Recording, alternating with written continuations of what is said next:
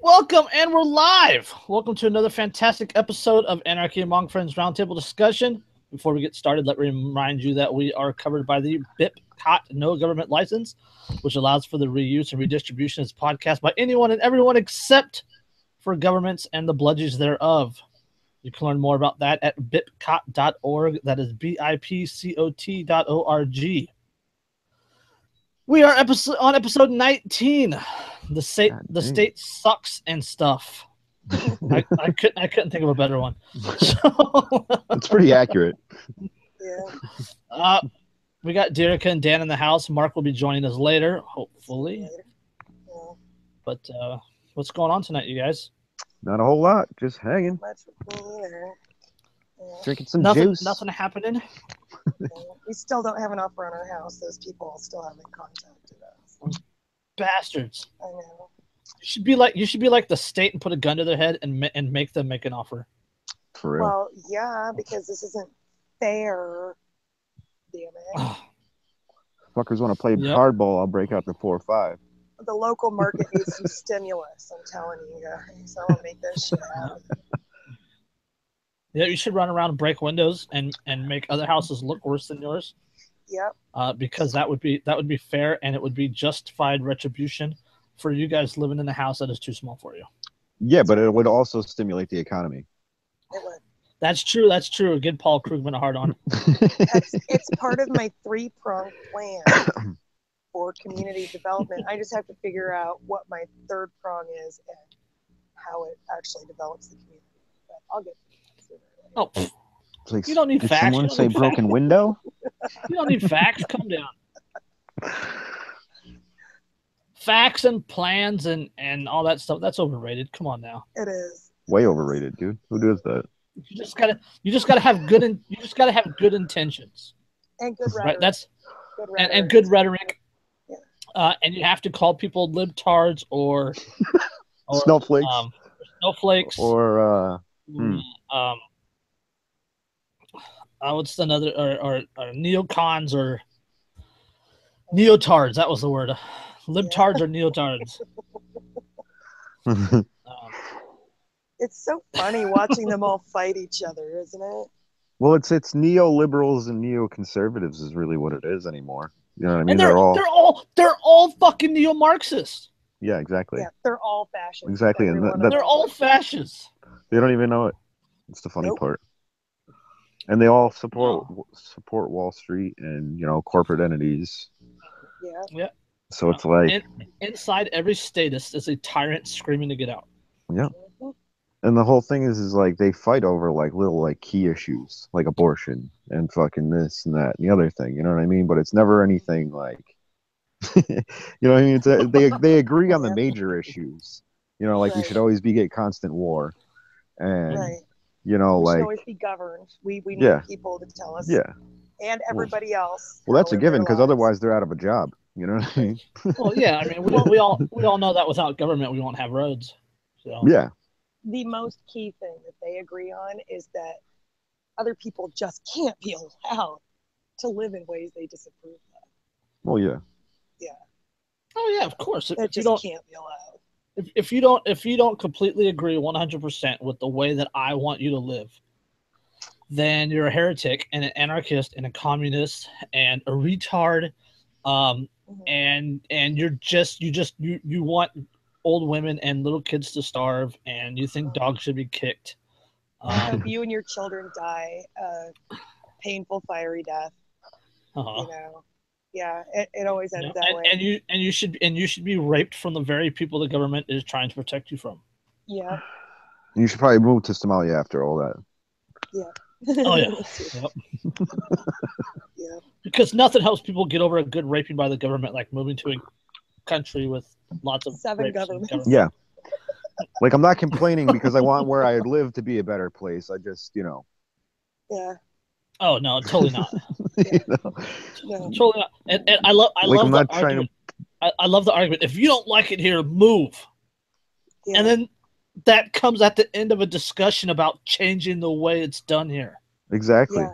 Instead of saying, okay, maybe if I don't like it, I should get the fuck out. Maybe we should work together and make it a better place. And it usually comes from somebody who You know what I mean? says, it usually comes Crazy from idea. someone who said something like, well, those troops fought for your freedom to, to be an asshole. Well, like it, move. Wait a second. So do we have freedom or don't we? If I don't like it and I want to be free from it, I have to leave. Then it's not free here, and you're a fucking retard. Shut up, libtard. Mm-hmm. well, the whole thing is that, like, I don't know. It's hard to get through to people like that, really. It really is. Oh my god. Because it's like, I mean, I used to be a statist, but I was a seeking statist. yeah, I wasn't static. I was always looking to refine my positions, my understanding, my philosophy. You know what I mean? Yeah. That's how I ended up here. Well, that's why I always say, like, some of the people that I appreciate most are the people that had the balls to challenge the way that I think. You know what I mean? Otherwise, I wouldn't have never changed the fucking way I think. It's like, I like those people that are like, here, read this book. Or, no, you're not right on that point. This is why I think that you're wrong. You know what I mean? And then I'll hear them. I'm open-minded enough to hear somebody out and be like, okay, well, maybe I am wrong on my position on something, and I'll, refine my understanding of it. Yeah. Like the saying goes, you can lead a horse to water, but you can't make them drink. Well, you can lead a statist to knowledge, but you can't make them think. Right. Right. They have to be willing to. It's their own journey and learn and read, and like I tell people all the time that I cannot make anybody think like me. I personally cannot change minds at all. Only the individual can change their own. Yeah, all that I can do is give you information and talk to you and try to help you change your own thinking. Well, I like the saying, like, I don't want you to think like me. I just want you to think. Yes. Yeah. And what kills me is that you will tell somebody all about voluntarism or whatever, and they're talking about using government force to enforce their own moral code, whether it's left or right. Mm-hmm. I come along and I'm like, well, I think all human interaction should be voluntary. I don't think anybody should be forcing anybody to do anything. Yeah. I just think it's wrong. And I'm the bad guy for fucking saying that when they're literally saying, I want the police to fucking shoot you if you don't live the way I think you should. Oh, yeah. How am I the bad guy? Yeah. I didn't say I wanted anyone to get hurt. The people with the freedom tattoos on the blade of their forearm are telling you that you shouldn't have freedom. Exactly. Or that they're willing to use force to get, their way about things. Yeah. The people that are telling you that they fought for your freedom, or X fought for your freedom, or Y fought for your freedom, are telling you that you shouldn't have freedom. Yeah, there are some of those, and then I know a lot of really cool fucking vets that are like, they're like probably understand shit better than a lot of people that like never even served. You know what I mean? Justin Smalley. Smalley exactly, right? Is Derek, yes. Derek is not bad. I'm not bad. No. Not too shabby. Not too shabby. Like Justin Smalley. Justin Smalley was like one of the first 100 or so people on my page. Yep. So I've known the cat like 5.5 years now. Yeah, I don't know if I'm friends with him. And that guy, he's on my page is John Freeman. Okay. And he is one of the he was a 14-year Navy vet. Yep. He did some work in some places that I won't talk about because he won't tell me about. Yeah. And but he is honestly one of the smartest cats that I know. He was an operator. He was like, I don't know about tier 1, tier 2, but he was up there. Yep. He's better with a firearm offhanded than I will ever be regular handed. So yeah. But, the way that guy thinks and the way that he can write and the way that he can turn a phrase, it puts me in awe sometimes. And like he credits me with helping him become an anarchist, just as Derica does. Yeah. And both of those people are smarter than I am. Nah. You're pretty But- fucking smart, dude. But You're pretty fucking smart, Jason. they both Right? served. They both served in the military, and they were able to come out of it and see that the things that they were indoctrinated into were bullshit. For the Yeah. 99.999% of the indoctrination is bullshit. That's why I really, it makes me uncomfortable. That's why you need When- to do more videos for the voluntary, for the veteran anarchy. Yeah. Yeah, true. But, and that's why it bothers me when I see other anarchists who were never in the military or the cops. And I'm not saying you can't speak about it if you weren't, you know, that's one of those things statists say. But it bothers me when they say things, when they like call people in the military welfare whores and call them a lost cause and say they should all be shot. Mhm. Are you fucking serious? Like, you're engaging in collectivism when you do that. Yeah. Not everybody in the military is fucking hive mind. You know, those are individual human beings, which is what you claim to be an advocate of, is the individual. Only individuals act. Right. And you're still going to collectivize everybody in the military. Maybe they just haven't had the information put in front of them yet. Yeah. I And mean, well, for God's sake, it's not. I'll make Think an about it this way. I'll make an argument that those same people that say those sort of things don't truly grasp what anarchism is about. Those are the I would people agree suffering from residual statism. I think so. Well, it's funny because like people that say things like that, they also don't understand what it's like to like sign up for the military for an education or whatever, right? You go into it with the understanding that yeah, you might be fucking sent off to a theater of war, right? Mhm. So say, you know, whatever, you get thrown into it, you get thrown into the But most fucking people mix. do sign up for the benefits.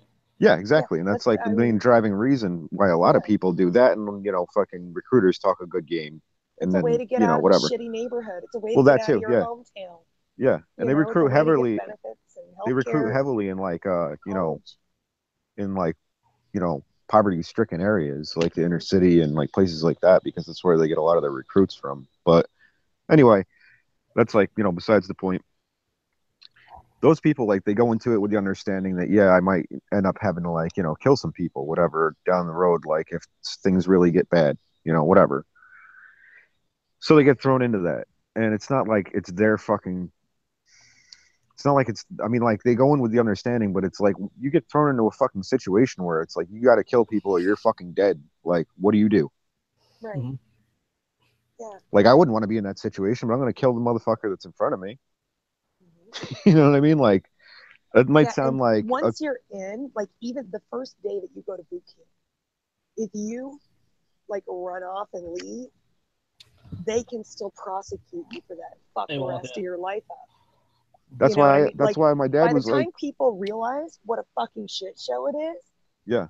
it's either sacrifice themselves and the rest of their lives fucking running from the military, you know, police, or just fucking slog through the shit until your time is up. Yeah, and then you get home and you fucking, you know, you're real with, you know, PTSD. Yeah, I know. It's a fucking lose-lose, And you, don't yeah, realize it's it a bad until situation, too dude. late. That's why I tell people don't even fucking bother signing up, dude. Because like my dad served, and I've said this many times. He was like, nope, I'm not gonna be okay with you fucking signing up for the military if you ever even consider it.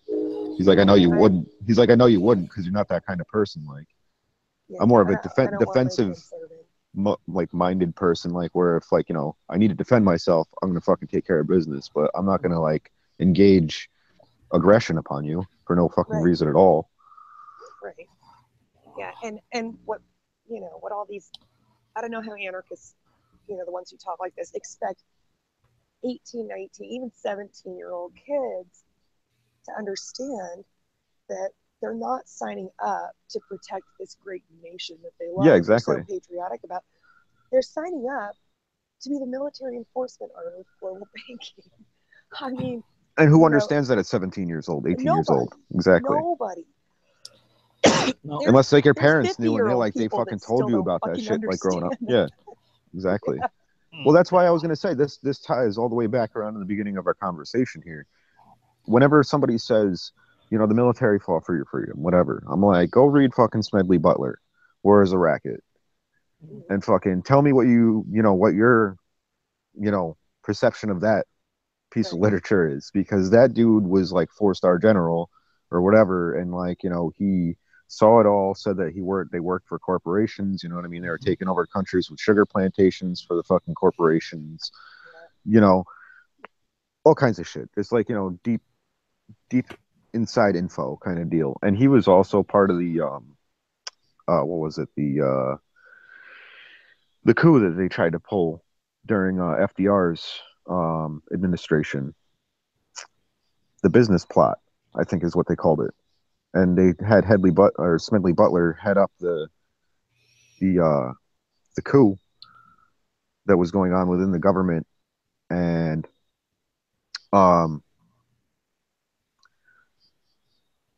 once they like got to a certain point, he like outed everybody.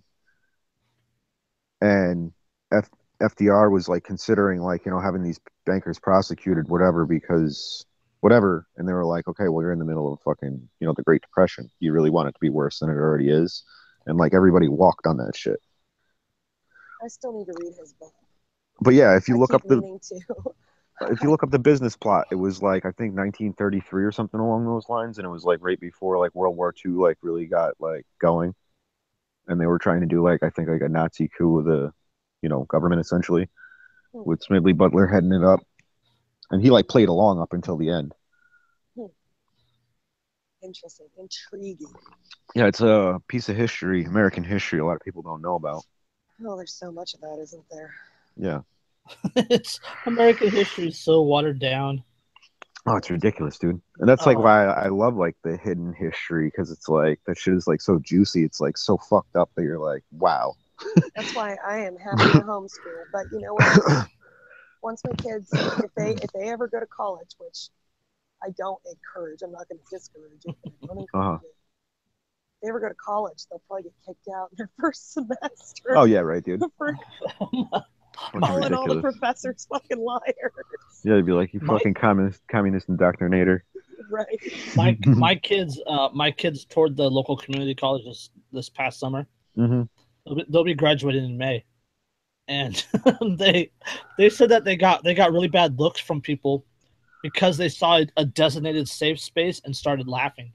Oh Jesus! I cannot wait. I cannot wait. I raised right. I'd laugh too. I would laugh too. If there was a trade school for teachers, like I would try to get my daughter into, because that's what she wants to do. Yeah. My son could do a trade school, but there's no trade school for teachers, unfortunately. That's what he's going to go to school for, to be a teacher? No, she wants to be a teacher. Mm. He wants to do computer stuff. Oh, cool. Which it's already above and beyond me once he started that, because I was like, okay. Yep. Have fun with that. I can turn my computer on. Yeah, right. I ain't that motherfucking savvy. Hell no. So I know how to open up and operate Facebook. Yeah. Sometimes hangouts, but not YouTube videos. Right. Sometimes Mark have to do that. I only know how to log into the chats. I had to you watch. Got to remember, we're like old school. I had to watch 3 videos to figure out how to do the live Google Hangout and live broadcast it to YouTube. My 10-year-old probably could have told us how to do it. Oh yeah, dude, totally. Yeah. Well, I mean, we remember like dial-up and like AOL fucking, you know, chat rooms and shit like that. So it's like, come on. Yeah, there was we're old. There was the YouTube channel up the other day, a movie. We were watching a movie, and you heard the dial-up modem going on in the movie. Yeah. You know, and I started like kind of like humming along, and my kid was like, "Where's that from? How do you know that?" And I was like, "Okay, let me tell you about back in the day, son." Yeah, right. When we all first got on the internet. When bread was a nickel. let me tell you about here. Get off the internet. I want to use the phone. Right. Right. Or trying to call someone and getting their modem instead of their phone. Yeah, right. Dude, hang up. Get off the internet. Right. But you couldn't tell them because, you know, they didn't have cell phones. You couldn't just text them. Yeah. You just had phones to wait. were attached to the wall. Well, Like these kids don't know There was about a point like. in time. I have a funny story about that, real quick. My little brother, he's like 19 years old, 20. He's 20. But a couple years ago, he got tired of having to call my mom's phone when she lost it. And he was like, why doesn't somebody just invent a way to like a cord you can stick in the wall so you don't lose your phone? We're going backwards, dude. Oh my goodness. That's wonderful. Maybe they had something right. I just died. Like, here, sit down. Let me tell you a little story. Yeah. Sit at my knee, young one. I remember when I used to get tangled up in that fucking thing. Let me tell you about times gone by. And then it would get a knot and turn into a clump, and you had to buy. Dude. You had to buy a new cord. Dude. You weren't untying it. You had to buy a new cord. No, I was an expert at untangling those and rewinding them until they looked brand new. No shit. Yeah, Go there. It's possible. It's possible. I didn't know. It's the same principle you apply to like long vacuum hoses. My parents had central vacuuming in their house. Yeah. They still do. So you have those super long vacuum hoses, and you have to roll those up the same way where you twist them as you go.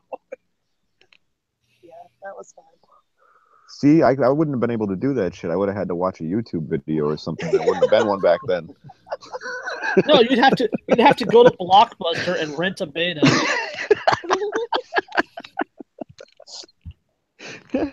Hope it's not Friday night, man. Motherfucker's gonna be Hollywood busy. Video. Oh. Be kind. Please rewind. Holy shit. Man, and that feels like it's like 10 years ago, but it wasn't. My kid had to ask me what Be Kind, Please Rewind meant because he heard it on something. And I was like, oh yeah, there used to be video stores. You would go rent VHS tapes. We have a couple in the basement, so I showed him what they are. And I was like, and you have to rewind these after you watch them if you want to watch them again. You have to wait for like 5 minutes while the thing rewinds. He's like, why didn't you guys just watch DVDs? Well, that's why they made them. Yeah. How many gigs will a VHS tape hold? We didn't have DVDs. Oh, okay, we're old. Yeah, we are. That's funny. But coming up to, now, modern day, they have the ability to store, I don't even know how many, like, tetrabytes, or I don't even know, it's beyond tetrabytes, on a human, single piece of human DNA, or just DNA in general, or whatever. But they can store, like, fucking ridiculous amount of information on that shit. Quantum processing and quantum memory. Yeah, it's been in, like, research forever. Yeah, shit's crazy, They're dude. finally making strides. Yeah, 1 terabyte micro SD cards.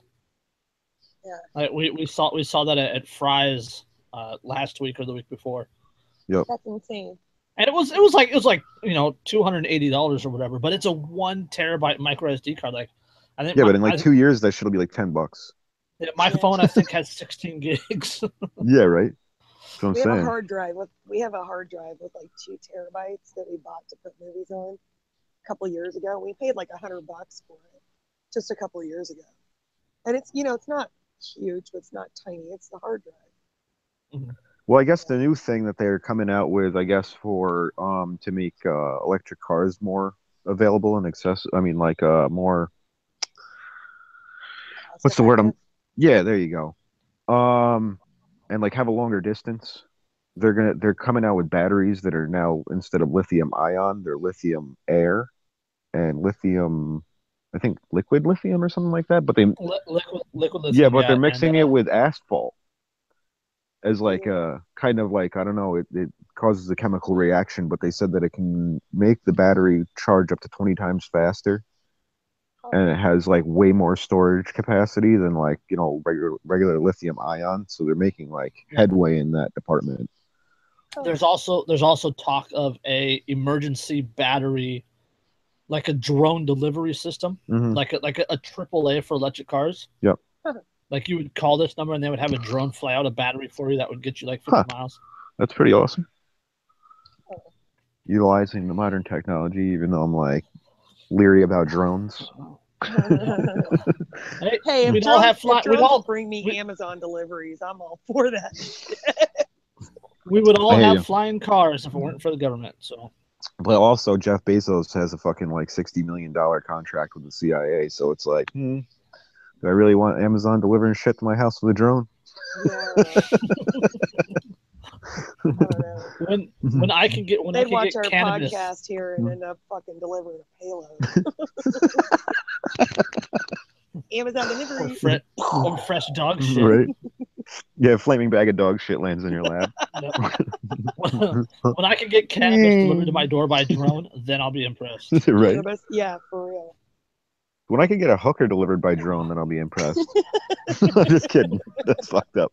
You're not kidding. They probably got that shit in Amsterdam, though. Or at least sex toys. Pizza. Flashlight by drone. There it is. That's our anarcho company right there. Pizza Hut and prostitutes. There you go. We'll have a prostitute deliver a warm pizza to your house. Fucking A. Just give her the tip, Dan, and then tip her. It's not the only thing that'll be warm. You know. Don't worry, Jericho. We'll have a meaty pizza for you. meat lovers. A meat lovers pizza. If it's got bell pepper and olive on it, I'm good. As long as it doesn't? No, as long as it does. Oh, okay. Yeah. Yeah. So bell pepper and olive. Yeah. Interesting. And a big pepperoni stick.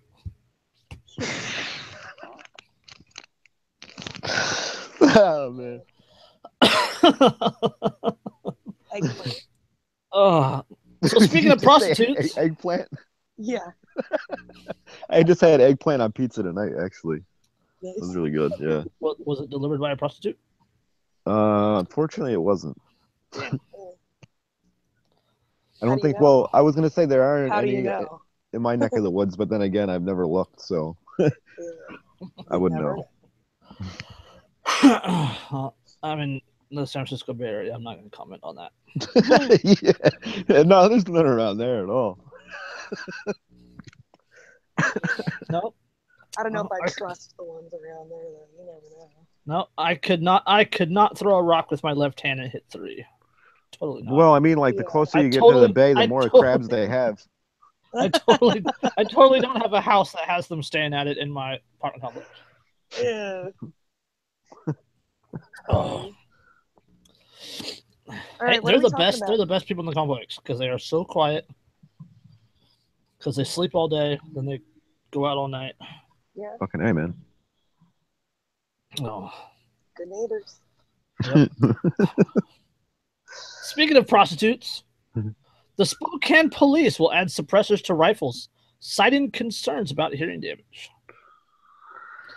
How that is related to prostitution, I don't know.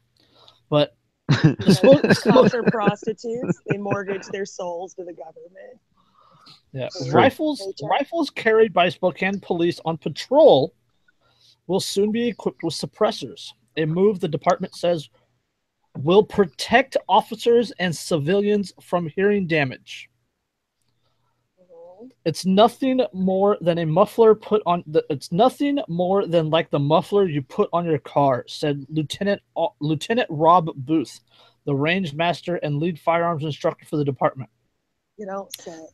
Outfitting the department's 181 service rifles with suppressors will protect the city from the legal cost of workers' compensation claims filed by officers, as well as from potential lawsuits filed by bystanders whose ears are exposed to firearms blasts.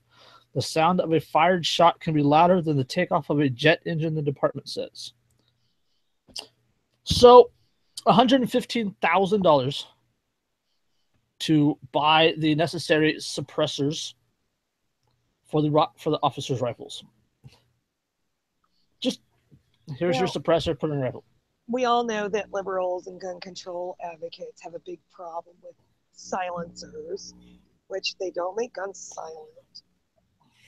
But these people hear that word silencer, they watch Hollywood movies where the gun only goes just pew, pew, pew. Yeah. Yeah, but the funny thing is that the real technical term for that, add-on is called a suppressor, Right. not a silencer. I know. I But know. most But people don't know that. You know what I mean? right. It's like the average layperson wouldn't know that. Like, that doesn't know anything about firearms. Right. Oh, they don't care about facts. All they care about is that the gun people want suppressors. Yeah, and whatever they're like, they hear on their, whatever fucking channel they're tuned into, and it's like they just parrot that bullshit. Yep. Feinstein says it'll lead to an increase of crime because you can't hear where the shots are coming from. Yeah, or Young Turks told me, like, right. come on, get the fuck out of here. That's what I don't. Is that really what they think, that it makes guns absolutely silent? Yeah, no. Yes. Well, they believe that what they see in the movies. You know what I mean? It's like they don't. They like how many liberals? Well, I mean, I don't even like to call them liberals because like I used to consider myself a classical liberal, and like I still supported gun rights. You know what I mean? It wasn't like I was like anti-gun or anything. I was just anti-war. Mm-hmm. But you know what I mean? Because that's a totally different thing, self-defense and fucking active aggression. But like a lot of these people have never even fired a gun in their whole entire life, and then they act like there's some kind of fucking authority on this or on the subject, like they have some kind of knowledge on it, and they really don't. You know what I mean? Like the guy that I ran into on that article. I commented on an article, and another guy commented on it. He's like, I don't want to take away people's guns, just the semi-automatic one. And I was like, dude, okay, so if you do that, then where does it end? Means? Yeah, where does it end though? Right, like, he didn't mean semi-automatic. He meant automatic. Yeah. He's using words that he doesn't fucking understand. He doesn't know what they mean. Yeah, because semi-automatic is as fast as you can pull the trigger. It's not fully automatic. Right. People vote based on words that they don't fucking understand. They don't actually know what it means. That's because most people don't care to research anything. No. Beyond what it takes to reinforce their preconceived notions. And it's it's really fucking sad because it's like in today's Google world, all you got to do is punch that shit into the fucking phone screen, and there you go. Look it up. You used to have to have a set of encyclopedias, or you had to know somebody who knew the answer. Exactly. These days, it's in your fucking pocket. The answer is literally in your fucking pocket, and you still refuse to look for it. Well, because they don't want to be wrong. You know what I mean? Yeah. That's part of the issue. But it's like ignorance is a choice. The funny thing is that like I don't even know what the agenda was behind that whole thing, but after the Vegas shooting, Hillary Clinton put out a tweet about suppressors, and that bill was on the docket to be fucking deregulated day or the next day, something like that. Yeah. Yeah, and Paul Ryan took it off the docket to be fucking deregulated. Yeah, he and it's like, that's kind of a red flag. And definitely shelved it. Yeah, exactly. And it's like there was a lot of things to be deregulated in like regards to firearms. I just don't understand how any of these assholes think that a gun being more quiet makes it somehow more deadly. The police officer in the quote I just read said that they are hearing protection. They are a safety. They are a safety device. Yeah. The gunshot is still loud, everybody. It's just not going to blow your eardrums out. Exactly. Okay. Suppressors drop it by like 28, 32, 35 decibels. That's it. It's still a gunshot is still like 150 decibels with the suppressor still close to 120. It's still loud enough to actually hurt your ears. And you know what? 120 like rock concert, like ground floor, something like that. A rock concert. Yeah. And especially if you're in an enclosed environment, it's even fucking more ridiculous because it's like amplified off the fucking surface area of And like I've heard people that were like, special forces and shit say the same exact thing, like when it came to like, Sandy Hook or whatever the case might be with all these like, school shootings or whatever. And it's like, don't you think those people would be like kind of like their senses would be altered in a sense if you're firing a fucking gun without any ear protection indoors? Mm-hmm. Yeah. And you're shooting a lot of rounds? Exactly. The concussive force. The concussive forces. Yeah, so how do you keep aim? Reverberate off the surfaces and and so how do you keep Dianne aim? Feinstein's a fucking idiot because if a gun isn't suppressed, You don't know where the shot came from anyways, because the sound is reverberating off of every surface around you. Yeah. Because of how fucking loud it is. Yeah. And yet in the Vegas videos, you actually hear the shots above the music. The shots were taken from like 300 yards away. Yeah, but the difference, the whole thing with that is that like that it got me when I was listening to it, is that there's two different cycling rates going on at the same exact time. So it's like, how is that one person? That's what I heard too. You know what I mean? Like that's kind of a red flag to me. Not to get into like Jose Campos. Yeah, not to get into conspiracy land here, but you know what I mean? It's like a lot of things don't add up with that, and they kind of like swept it under the rug real fast, and like it's not even in the news anymore. Yeah. Nope. That's because Trump said some mean things on Twitter about players kneeling for football. You know, I will give that guy credit for whoever's doing all these fucking attacks and things to rile up the American people. They're getting sloppy. Oh yeah, they really are. Well, I think they don't give a fuck anymore. You know what I mean? It's just like they don't care if we know. But the whole thing is like the one thing that I actually like, you know, out of all the things that I could say bad about Trump, against the CIA's fucking advice to put off the release of the JFK files being released. 25 years. They wanted it to be delayed another 25 years, and he was like, no, I'm going to release it, full disclosure. Like they're not holding anything back. So that should be out like within the next. Well, you know, I mean, it's probably going to be heavily redacted, but still. It's gonna. But I mean, the fact that we're getting anything is fucking pretty amazing, because I figured they'd keep delaying, the title page, and we'll get the word and the. Yeah. Well, I mean, I've redacted things myself. I mean, I used to handle classified documents all the time. Yeah. You know, and you know, some documents you redact one line out of the entire thing, or just a name here or there, or a program title or whatever. And other documents, the whole entire fucking thing, if the classification drops below top secret, or if it drops below secret, or what, I mean, you redact depending on what level of classification you're taking it down to. Yeah.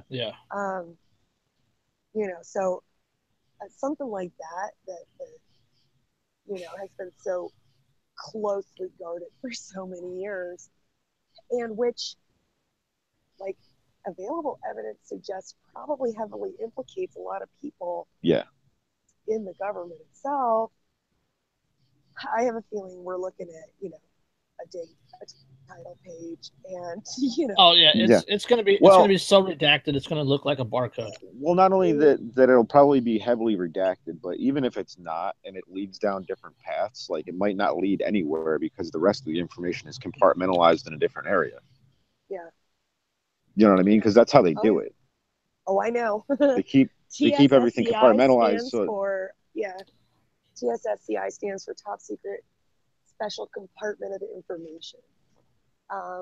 Well, so it's like only you only like know a certain like pinpoint of the bigger picture. Like you're only working on like this certain fucking area or whatever. You have to be read, but you don't know. Programs. They're called programs, and you have to be read into individual ones, and you have to have a need to know to be read into most of the top secret programs. Most of the that file is going to contain nothing but crumbs. Yeah, well, that's what I'm saying. That cookie's long gone. It's going to be seriously redacted.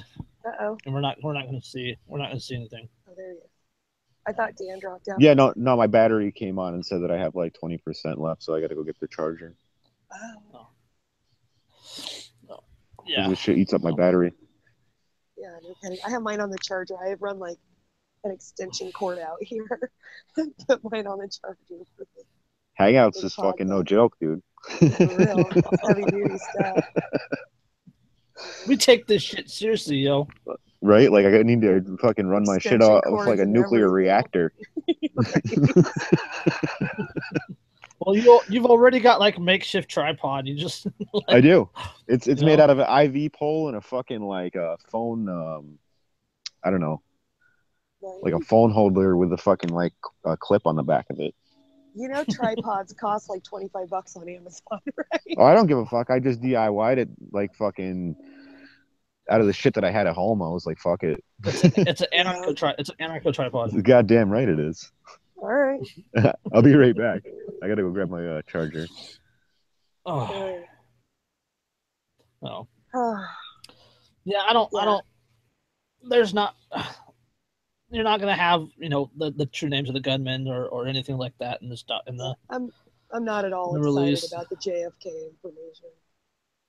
Not at all. No, a lot of people are, and I kind of gotta laugh at them because there's. Yeah.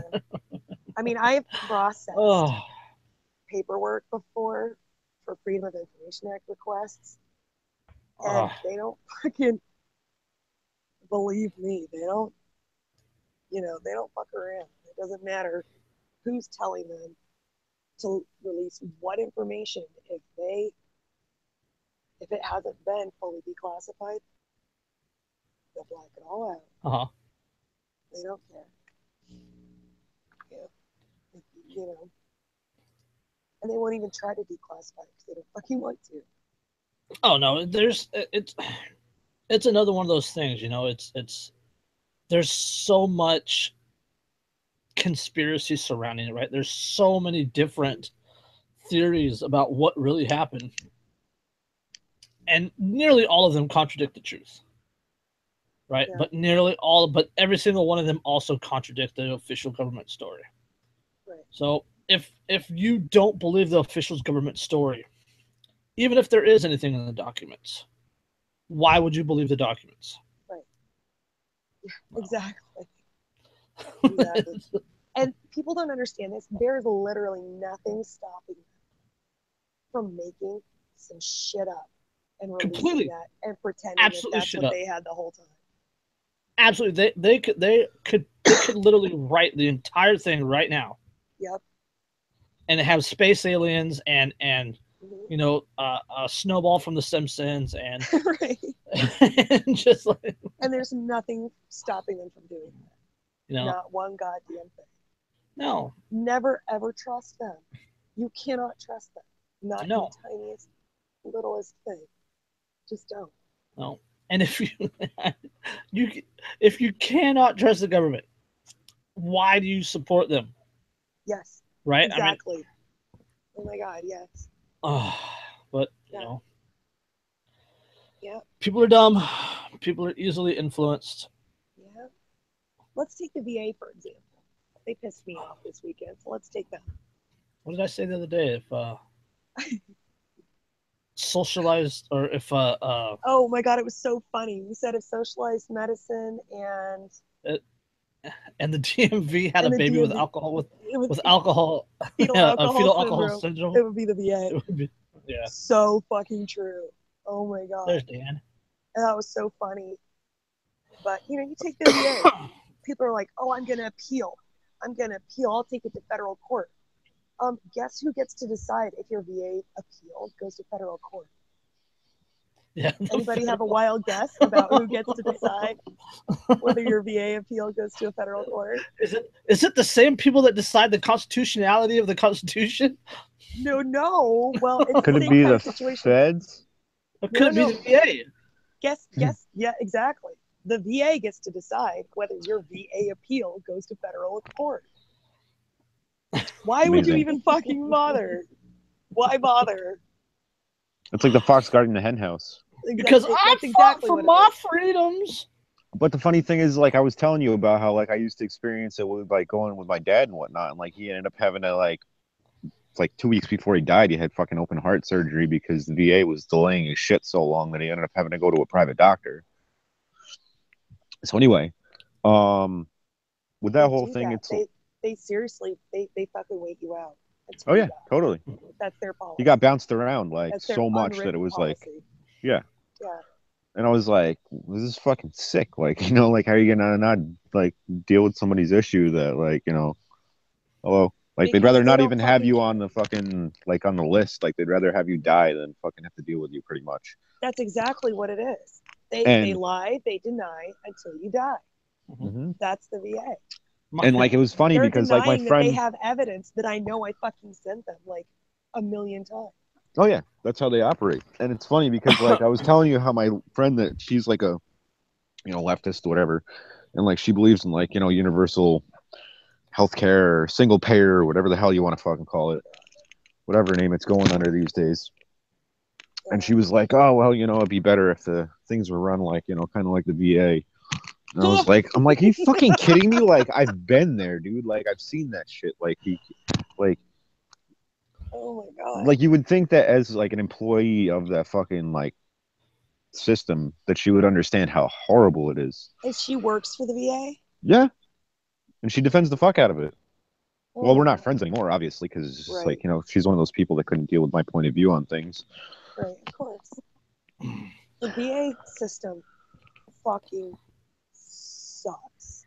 Well, It sucks. yeah, The only thing they're good at is giving widows fucking flags for funerals. They do that shit on time. That's the only fucking thing they do on time. yeah. My Yeah. my little brother Nick. Well, he's not technically my brother, but I've known the kid over 25 years. Mhm. He was in Iraq and got hit with an IED, and he has screws in his knee. One of the screws was giving him problems. He went to the VA, and they're like, "Okay, well, you got to have surgery. We're going to fix it. This is your date." 8 months later, he goes to the VA, and it gets the surgery done. And then while he's getting the surgery done, they're like, "Oh fuck, you got a life-threatening infection. We got to put a stent into your heart to pump antibiotics directly into your heart because of the I've had screw in that. your knee." Yeah, military medical, Navy medical did that to me. I had a PICC line. They put it in a Yeah, in the arm, in and your arm, yeah. and the catheter goes all the way into your heart. And then you hook Yep. up these little balls of antibiotics to it. Yeah, and you have to flush the line with saline before and Yep. after. Yeah. Yep. Yeah, I've done that shit before. Yeah, I had that. Yeah. And because it took them 8 months to open my brother's knee to deal with the screw that had come loose. It's insane. And people think it should be just like that. Yeah. Woo! Yep. Especially people that fucking work for that system. It's like, where do you even get off like spouting some bullshit like that? Like you must be one delusional motherfucker, man. I know. Or they're one of the few honest people that work there, that work really hard at their job and really try to help people. Yeah. And they well, she was a nurse, but I mean, else, like, still. Right, and they assume everybody else is like that. Everybody else that works there, and they're not. The VA is one of the most evil, soulless government organizations. And like the nurses are sweet, like they're good people, but it's like the administrative staff is like where fucking like the rubber meets the road with the fucking bullshit. I think the administrative offices of the VA are literally in hell. Yeah, I'm pretty sure. It's on the first few floors. It's on the first right. It's on Dante's like third level or something. Right. I don't know. One of the 7 people you're gonna meet in hell, the VA administrator. Exactly. Mm-hmm. Oh, that's gonna be a busy motherfucker. Yeah. Oh. Yeah. So I wonder how those people sleep at night. Oh, they probably sleep like fucking babies because they're probably sociopaths. Upside down or in coffins, I'm assuming. Probably. Yeah. Like that scene in Lost Boys where they're sleeping upside down, hanging by their gross bat toe. Oh, man. Oh. What a vivid image. You know exactly what I'm talking about. Yeah, I totally do. You know the exact scene. Yep. And then my mind went to the fucking scene where they eat the fucking Chinese food and dude's like tripping out from the fucking wine and shit. Yeah. Yeah, like maggots and worms and shit. Dude, that shit bugged me out when I was a kid. Oh my god. Me too. I still eat that Chinese food though. Speaking of government ineptitude and nasty food, Halloween parade will no longer toss candy to children because what if someone gets hurt? In Oh, Chester poor County, babies. No. Wait. It's not that the Halloween. It's not that the Halloween parade won't do it. It's that they're being told that they can't because yes, someone might. yes. That's an In important Chester, distinction. in Chester County, Pennsylvania, kids will no longer get the chance to scramble for candy tossed from the floats at the annual Halloween parade because suddenly the local tradition is too dangerous. I have to tell Kevin because that's where he's from. Like Poor that's like the babies. next county over from where he's from. Yep. Oh yeah. Parks and Rec director Keith Krowowski, quote, was fearful that one of about 25 parade floats might injure an unattended child or a marching band member with a flag or mock rifle might mistakenly strike a youngster. Okay, well, Keith's a pussy, so he can go fuck Seriously. himself. Yes, those. What yes, a those fucking panty waste. Can we bring back the term panty waste? Absolutely, we can. Yeah. All right. That's a Yeah. good Yes, one. yes, those marching bands are vicious. You see it. You see a majorette with a flag, run. There's nothing. There's nothing they like better than to mistakenly, wink, wink, strike a youngster. Happens all the time. Oh, Whoops, my baton slipped. Didn't mean to take your eye out, kid. Gotta go on mute for something. Oh, Fucking Christ, man. It's like the yes. pacification of America, like George Carlin called it like years ago, okay. dude. All right. And so the paper reports, quote, in the past, participants of the annual Halloween parade threw candy goodies to the children along the route. This year, the borough will instead set up 4 distribution stations where candy will be handed out. Quote, candy is still going to be distributed on Halloween, and for public safety reasons and for the safety of our children, it will be distributed differently, Mayor Jordan Norley said. Quote, nonetheless, our children are going to have more sweets than they can eat. So there we go with the you have enough, you don't need any more. We're going to make sure you don't get any more. So they don't have any issue with the cultural appropriations. They don't have of the Halloween costumes. They don't have any issue with the children eating candy and the sugar. And what if some kid with a peanut allergy, gets a Snickers bar? They're concerned with the kids being kids and scrambling for the candy. Well, they can get their candy at the designated safe space. You know what I mean? They're going to learn early, so it's all good. You just have to get in line and get a certain amount, just like like bread lines. It's exactly. Bernie would fucking probably called in about this shit and was like, "Yo, do this shit up." And if one of those kids dies, tax them. Tax them. Tax the parents. Tax their whole entire state. Jeez, but don't look over here at my 3 houses. Don't have fun, kids. No, but that don't shit have is fun. Like, it's ridiculous. Like, you know what I mean? I remember like when I was a kid, we would be out in the woods or whatever until fucking my dad would whistle from the porch and be time for dinner. You know, we'd be riding our bikes around the neighborhood or whatever. You know what I mean? It was like, it's not like I don't mean to be like, oh well, these kids today, like that old fucking grandpa curmudgeon asshole. You know what I mean? It's not like I understand. It's not the kids. The kids are the same. Yeah, no, that's what I'm saying. It's the adults and the politicians changing the laws and changing the rules and yeah, like let kids be kids. Like, you know what I mean? Like it's like that's what kids like want to do. Like with the whole ADHD fucking medication deal. It's like, oh wow, the kid is fucking hyperactive. He's curious. He asks a lot of questions. Let's drug him.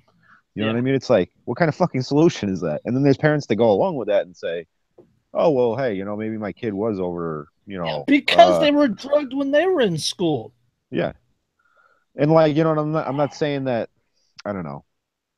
Like maybe some kids do need, some medication. There are kids who legitimately need these medications. Mm-hmm. But I've said this before and I'll say it again. The education system is administrated by, run by, carried out by primarily women. And they expect the children in their class to behave as they would have behaved at that age. They're women. Little boys do not behave the same way little girls do. Oh, fuck no, dude. The education system is set up for little boys to fail in. Well, like, girls are kind of absolutely. timid unless they have like kind of an alpha personality when they're young. Maybe not. I don't know. But what A lot of the girls say, that I went to school with were kind of timid. You know what I mean? right? There were like a couple that like stood out that would like speak their mind and shit, but there were like other ones that were like me. really super quiet in class. You know what I mean? Well, yeah, that's what I'm saying. Yeah, but like little boys, they're not designed. They're not developmentally ready to sit still for long periods of time until they're a little bit older. Girls can from a very young age. Boys, that part of their development hasn't happened yet. They've been developing in other ways that girls haven't. It's not that girls are more advanced or whatever. Well, they say that women they develop along different paths. Yeah, absolutely. Biological differences, yeah.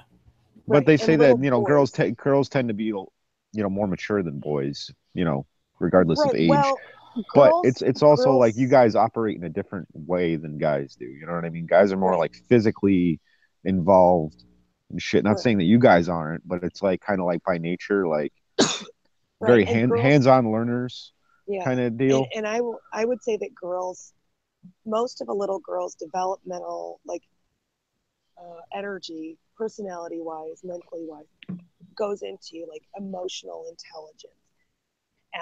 And little boys, it goes into other areas, physicality and things like that. And so little girls are a little further along in the ability to sit still and pay attention because they observe more and they're ready. Yeah, that's what I was gonna say. To get more interested in something intellectual at that age. Yeah. Because that's where their developmental energy goes. Little boys are just different. They develop differently. Yeah. So that's why like boys are diagnosed as ADD, ADHD, all these things at something like 2 or 3 times the rate that girls are. Yeah. In grade school. Yeah. Because they're just not developmentally ready to be forced to sit for hours at a time. Yeah. There's nothing wrong with them. They are little boys, and the education system is set up for little girls. Mm-hmm. Most of these boys who are being drugged, they don't fucking need it. Yeah. Well, that's what I said to my sister, like, because like my niece and my nephew were both on it. And I was like, dude, I'm like, just because the school system, like, not saying that my sister's like one of those people that like just follows along to like, doesn't ask questions or anything. Cause she's totally like, she's kind of like more your personality type. Like she doesn't give a fuck. Like she'll ask the fucking questions that like most people would not ask. Right. And I was like, when you go into like a fucking parent teacher meeting, I was like, ask them. I'm like, how many of these kids in the school system are on this shit? Right. And she asked that. And she was like, they wouldn't give her like a fucking ballpark estimate, like what the percentage was. And she was like, is it more than half? And they were like kind of like looking at each other, like, like didn't want to like say anything, but it's totally maybe like the problem isn't the kids. Maybe the problem is the way that your program is structured. Yeah. And like, what's the agenda to drug all these fucking kids all of a sudden when that shit wasn't the issue, like when we were going to school? No, it wasn't. We had more recess though, and they broke things up and they changed subjects more often, and we got to get up and do something a little active, and you know what I mean? Like they kept us, they put more effort into understanding children. Well, see, when I was like, when I hit middle school, for us in my school system, it was like a 4-day rotating schedule. So it was like, day one would be like 1 through 9 periods straight through, you know what I mean? And then it'd be like day 2 would be period 2, 3, 4, 1, and then lunch, and then 6, 7, 9, 8. Like the last 2 would rotate on the even days. So it was like you really had to be like engaged on like what your fucking schedule was, like, and remember what was going on. And we had something similar where like on Monday we would go to class, 1st, 3rd, 5th, 7th. The next day would be 2, 4, 5, and 6. And then Wednesday we would go through all 7. Yep. And then and then Thursday would be 2, 4, 5, 6. Yeah. And then or 1, 3, 5, 7, then 2, 4, 5, 6. That shit's probably too complicated for kids these days, though. Right. I mean, I'd go to school like in high school because it was the same way, and I'd go and like fucking blazed out and be like, show up for my second period class when it was the day 3, and they'd be like, Hoder, you're in the wrong class again, dude. Like, you know where you're supposed to be. Be like, oh, my bad. But like with Caleb, I mean, Caleb is 10, but he's still, he's still a boy, and so I keep his schoolwork to 3 hours a day maximum, and he doesn't do the same subjects every day. We switch things around. He gets to get up between each subject, he'll complete one, get up, take a break, run around outside, do what he wants for a while, grab a snack, think around on his computer. You know what I mean? He gets long breaks between each one. And he does so much better that way. He's highly intelligent too. But the whole thing is that the whole entire schooling system is set up in the Prussian model, where it was like kind of a Pavlovian training system of response to stimuli kind of thing. Yeah, exactly. And asking the authority figure for permission to do shit, creating the perfect little statist, right. Was the fucking intended model of the whole setup. You know what I mean? Right. Yep. Conditioning. Mm-hmm. And not only that, but I think if you put it to educators and teachers, people who want to be teachers, if you put it to them that way, not many of them will want to do it. Oh yeah. But if you sell it as it's for the teacher's convenience, because how else can they manage this many children at one time? There has to be discipline in the classroom and this and this and that. This is how they get people to do it. This is how they get people to carry it out. Yeah. I don't think teachers are bad people. I think they're no. I think they've been they're unwitting. Yeah. They're unwitting to the whole, setup. They don't even understand the roots of like what they're doing. Right. And you could say that about a lot of cops. You could say that about a lot of military. Yeah. I mean, it's pretty common that people don't actually know what's going on. Well, the funny thing is that I have a story about that. Sorry. No, it's okay. Go ahead. No, I was gonna say my cousin. She's probably like, I want to say maybe 50, maybe a little older. Anyway, she's like head of the math department in my nephew's school, like the elementary through like I think maybe middle school or something like that. And prior to Trump coming into office, she was kind of pretty much against fucking Common Core mathematics, right? And then fucking Betsy DeVos or whatever the fuck her name is, the DeVos lady that Trump put in charge of the Department of Education. She wanted to do away with Common Core. Don't know if they did, probably not. Anyway, regardless, the whole principle behind the matter was that it was like, they should do away with Common Core and just go back to the old way of teaching math. And she was like, oh, no, it teaches context. And like, we already discussed this, I remember, in a different podcast. But anyway, the point is that I tried to tell her about John Taylor Gatto and like all these other things in the Prussian model of schooling and, all these things to look into. And, she's pretty open-minded, like hippie type lady, whatever. And she really kind of like shrugged it off because like, kind of went against, I wasn't arguing for the DeVos lady's, position against fucking Common Core. I was just like arguing against the whole entire model of schooling that these kids go through. And I think she like associated with my like defense of like maybe the right or something like that. You know what I mean? Which like is totally not even what I meant by it. I was like, the whole system is fucked, dude. Well, a lot of people think of homeschoolers as being religious zealots, regardless of whether they're religious or not. So if you start, and the kids are going to be antisocial, right? If you start questioning the traditional schooling model, people will associate you with homeschoolers and the religious right and extremists. Yeah. They fall back on their buzzwords. They collectivize you and Oh, by the way, on this topic, when I was picking out textbooks for Caleb for this year, I wanted a math book with an older copyright date because I didn't want one that had been poisoned by all this recent like restructuring of how they're teaching it and shit. Yeah. The best place to get used textbooks for cheap. Like some of his books were $5. I'm not even kidding. No shit. Is a website called thebackpack.com. And all these books that we have, they're, well, most of them, other than like the Latin workbooks, are old textbooks that were used in schools that are in great condition. You know, they resell these textbooks. It's all secular, but because so many prepackaged homeschooling curriculums are very religious.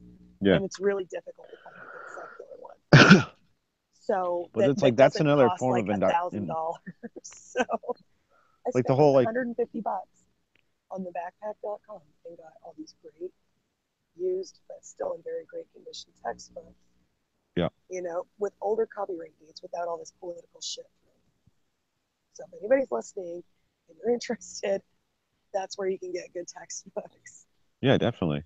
And that's the funny thing is like, you know, the whole how they like tie religion in with like homeschooling is like that's a whole nother it's just a whole nother brand of indoctrination essentially, you know what I mean? It's like it's no fucking different than like and like, you know, whatever, to each their own. If people that are religious and they want to teach their kids that, then that's whatever. That's their own choice. But I bought like a religious curriculum once one year because I was like, well, we can just ignore, you know, the religion stuff because it's not that we're not religious or don't believe or it's that. But your kids should have the choice to decide what they believe in. And that's a separate subject from education.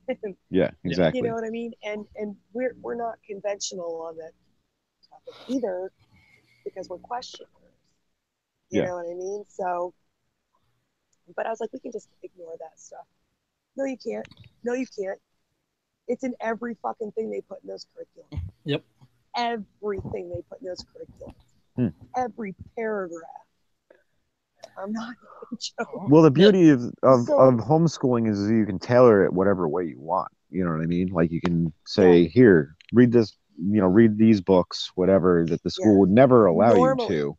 Normally, you know what I mean? Yeah, if you like buy especially I want to bring religious this curriculums though, you can't because it's just. I bought my kids a copy of Howard Zinn's A People's History for their homeschooling. Nice. My daughter hit me up on Columbus Day. She's like, I didn't know any of this. Yeah, right. Yeah, he's. What I've got on Caleb's reading list, not this year, but he's like a real liberal though. Yeah. Howard Zinn. Oh, Howard Zinn's a real liberal, yeah. And I have a link to a HTML copy of that if you want it. No doubt, yeah, definitely. Man. Okay. Yeah. I'll shoot that to you guys later. Well, next year, 5th grade, Caleb's going to be reading The Art of War. Nice. Yes. Dude, that's like an essential fucking reading for like everybody. I picked that up on my own, like that. I have was a hard like, just copy interested sitting in my kitchen right now. Yeah. And that's like if you want to become a tactical thinker in regards to like anything really, like, you know what I mean? Because that knowledge like can be applied to any fucking situation. Anything. You know what I mean? And that dude was brilliant. Sun Tzu, yes, indeed. Yeah. But I wanted to bring up the fact that I think it was a school district in Alabama or Mississippi. They're banning To Kill a Mockingbird because they're afraid. No, not banning. What they were doing is they took it off the required reading. Oh, there you go. Yeah, my bad. Yeah. Like almost they the were same afraid thing. it was too racial. Well, they were afraid that it was going to offend people. Yeah, and that's kind of the whole fucking point of the book. Yeah, because it made it. Yeah, the quote was it made people uncomfortable to read. Yeah, exactly. Oh my god. Well hello, isn't that the point of a lot of fucking really good books? Yeah, exactly. And Lord of the Flies. Like 1984 made me feel really uncomfortable. Fahrenheit 451. Yeah, right. How many books on the required reading list can we say could make people uncomfortable? That's the point. Fuck, dude. Every single one. Yeah. Every single one could make people uncomfortable. I mean, it's a matter of perception, really. Yeah, but I mean, it's crazy when you get down to like shit like that. Like, oh yeah, well, kids shouldn't be allowed to read this because whatever. It's like, no, fuck that. If you feel the kids shouldn't be able to read shit because of like it might make them feel a certain fucking way, that's the shit they should be reading. You know what? I feel like that's a fucking excuse too. I feel like that's totally an excuse for laziness, because A kid can read anything as long as you're there to discuss it with them, help them understand it, help them process their emotions about it, you know. But people don't want to be there for kids anymore. They want to sit the kid down with something and like set and forget, like that fucking George Foreman roaster thing or whatever. Set it and forget it. Right? The Foreman grill? Well, yeah, or wait, which one was like the rotisserie? Was it like a spin-off? Oh, okay. Like the rotisserie oven thing? Set and forget, right? Set it and forget. People want kids to be set and forget, and they're not. You have to engage. You totally have to be engaged with kids, dude, because they're all about that. Yes. They're all about observational learning and interaction. Right. Exactly. And you don't have to tell them what to think. You don't have to tell them how they should process it. You just have to be there to guide them through processing it. Guide them through the process of analyzing it and deciding how they feel about it. I mean, I wouldn't want my fucking kid reading like erotica at fucking 10 years old or something. You know what I mean? But it's like, you know they should be at like least 13. Yeah. You're gonna find your dad's porn mags about that age. My daughter, dude, I was gonna be 18. reading romance novels when I was 13. Oh no, shit. Yeah. Well, I mean, it's. Well, I mean, everybody. Yeah, I mean, everybody's at different stages in their youth, but it's a voracious reader. It was because I had already read everything else. Yeah. You know. So yeah, I was kind of like that. Like I always like theology was one thing that like kind of always like boggled my mind, because it was like, well, if all these people believe in like, you know, essentially a higher power, why are there fucking so many different stories about the same shit? Right. You know what I mean? And that's like kind of where I like. Have you ever talked to Kevin about this? Because he studies that. There's a theory called syncretism, where that draws parallels between like all the creation stories and things like that, and shows how they're all essentially the same story, just reinterpreted through different cultural lenses. Absolutely. Yeah. You know what I mean? And it's really fascinating stuff. And that's it is one of the things that he's really studied a lot. Oh, I'm big into spirituality, and it's not like that new age shit either. You know what I mean? I'm like, I'm one of those people that like, I'm not religious, but I'm spiritual, because it's like I have a sense of like an intuitive understanding that there's something fucking more than just your mortal existence. Bigger than us in this. Because I can tap into that shit and like read people's energy and shit like that, and it's like, you can't fucking do that unless there's like something beyond the physical. Right. There's more to this world than what you can see. I mean, they're still discovering like segments of the light spectrum that we could see. That's what I'm saying. Like our animals can see shit we can't see. Yeah, our ability to interpret reality is all through a lens of 5 different senses. You know what I mean? It's like anything beyond that is beyond our fucking understanding in terms of, well, unless it's like, you know, through science, a scientific lens, but there's people that buy into that as a religion too. Right. And they're different in the senses of other animals. Dogs have like 15 different taste receptors for water. We have none. We can't taste water unless it has like, you know, minerals in it or whatever, but you know, fluoride. But if because we didn't adapt, can taste something, if there's tastes that we can't experience, why can't there be things within the realm of our other senses that we can't fucking experience because we weren't built to? Well, that's what I always argue. Like, would you think if there was a God that it would like reveal itself in terms of like allowing you to fucking like understand it? Like, I'm not saying it's an entity. Like, I'm saying it's like a universal pervasive field throughout everything. Right. You know what I mean? Like, we're all an extension of it, essentially. And it's not like some dude sitting on a fucking cloud. Right. And I it's have like beef with that theory or that line of spirituality. I don't know why anybody would. I mean, Jesus, people but there's like hardcore atheists that like, you know, they'll be like, oh well, there's nothing. You know, you're just a fucking meat sack and you're gonna die, and there's nothing beyond that. Radical atheism as a religion just as much. It is. It totally is. It takes just as much faith, if not more, to believe that there's nothing. Well, yeah, that's what I'm saying. And like, the funny thing is, I always ask the question is like, well, if you believe that nothing exists, why do you try so hard to disprove something that you say there's no evidence to prove that exists? Yep. Right. You know what I mean? And like, my theory is that a lot of people who call themselves atheists who are very militant about it actually still believe in God. They're just very, very fucking angry at the concept or at who they think the entity of God is, or something bad happened and they blame God. Right. Probably. Right. And I'm not even saying, but it's not. It doesn't work a singular that way. God exists. You know what I mean? I don't fucking know. Yeah, but, I don't know either. Yeah.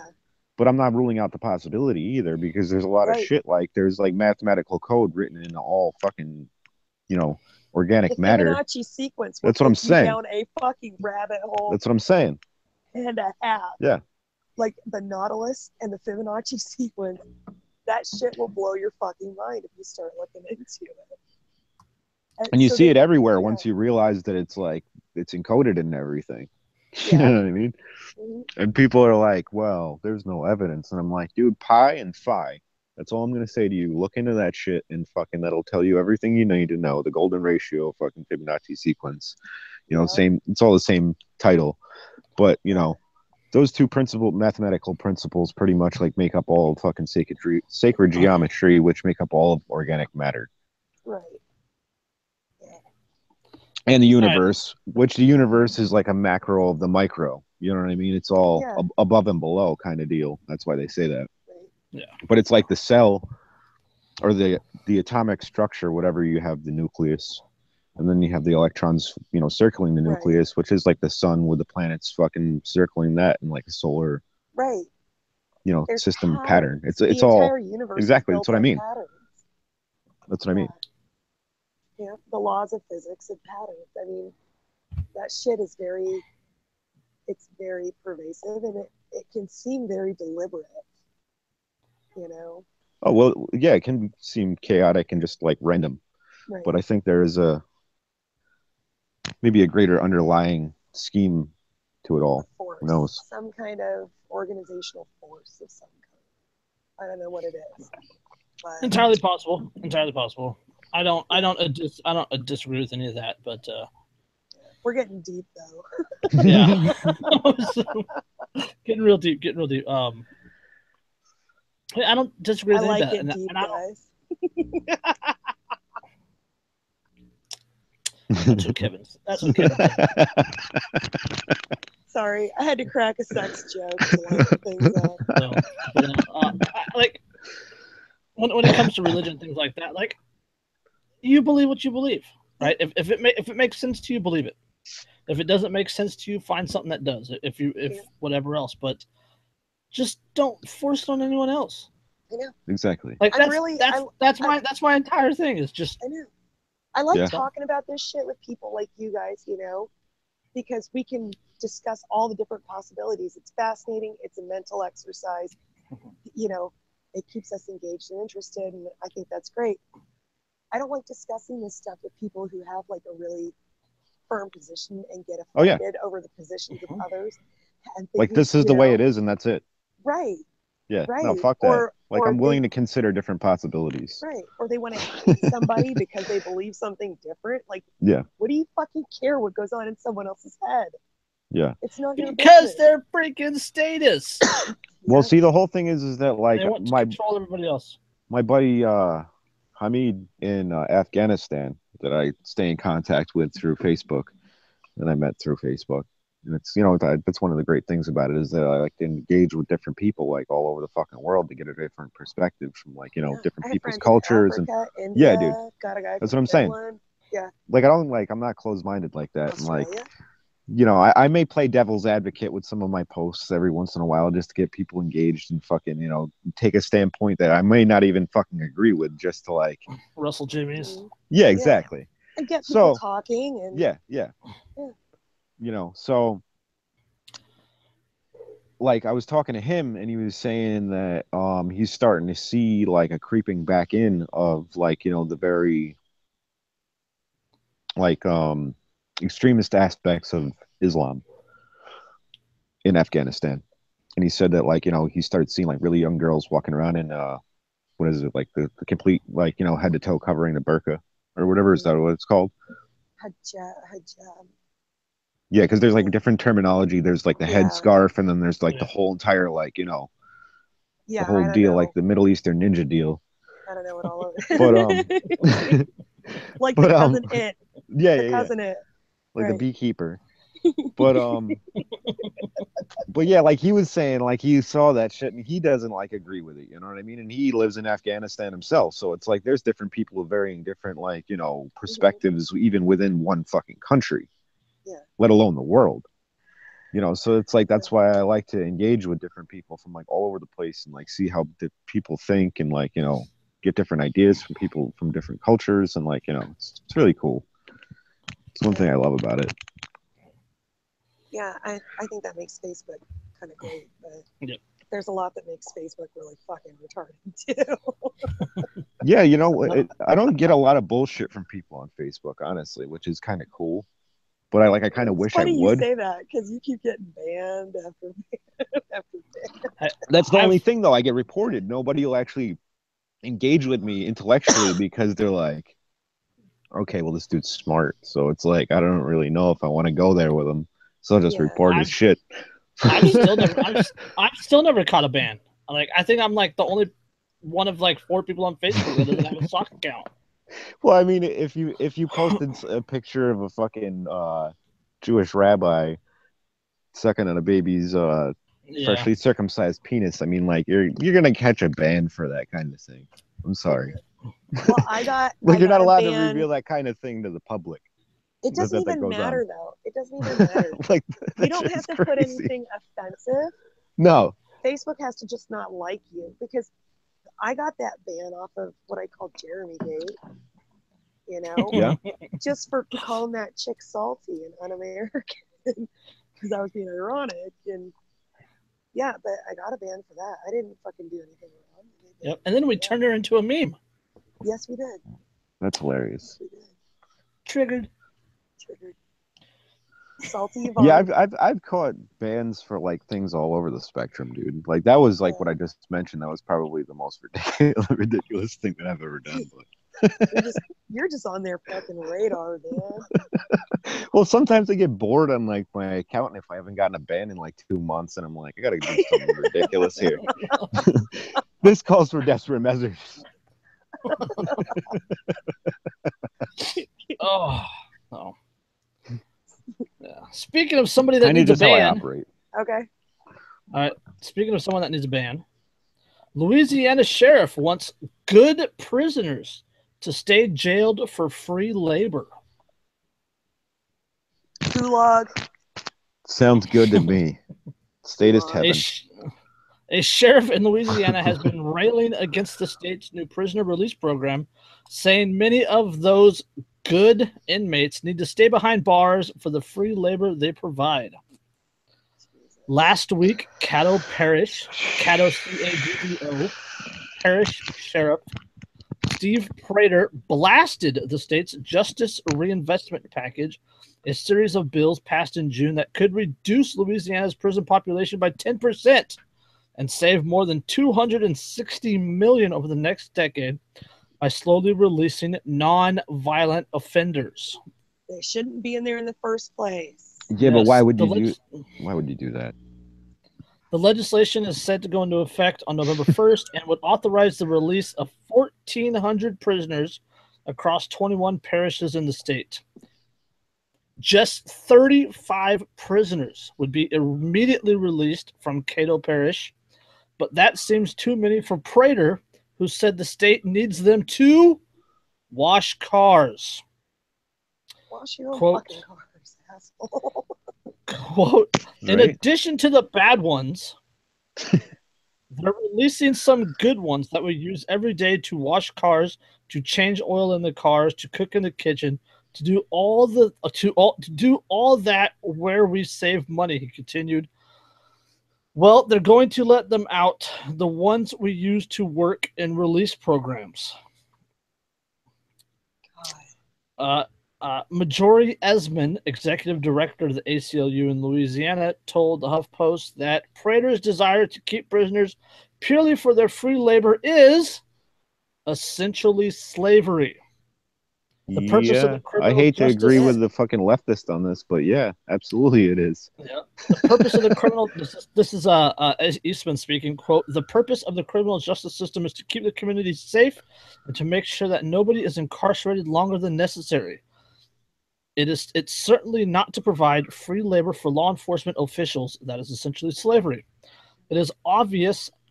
It is obviously not only ludicrous, but a gross violation of people's rights. Yeah. But this just goes to show they don't even see you as a human being.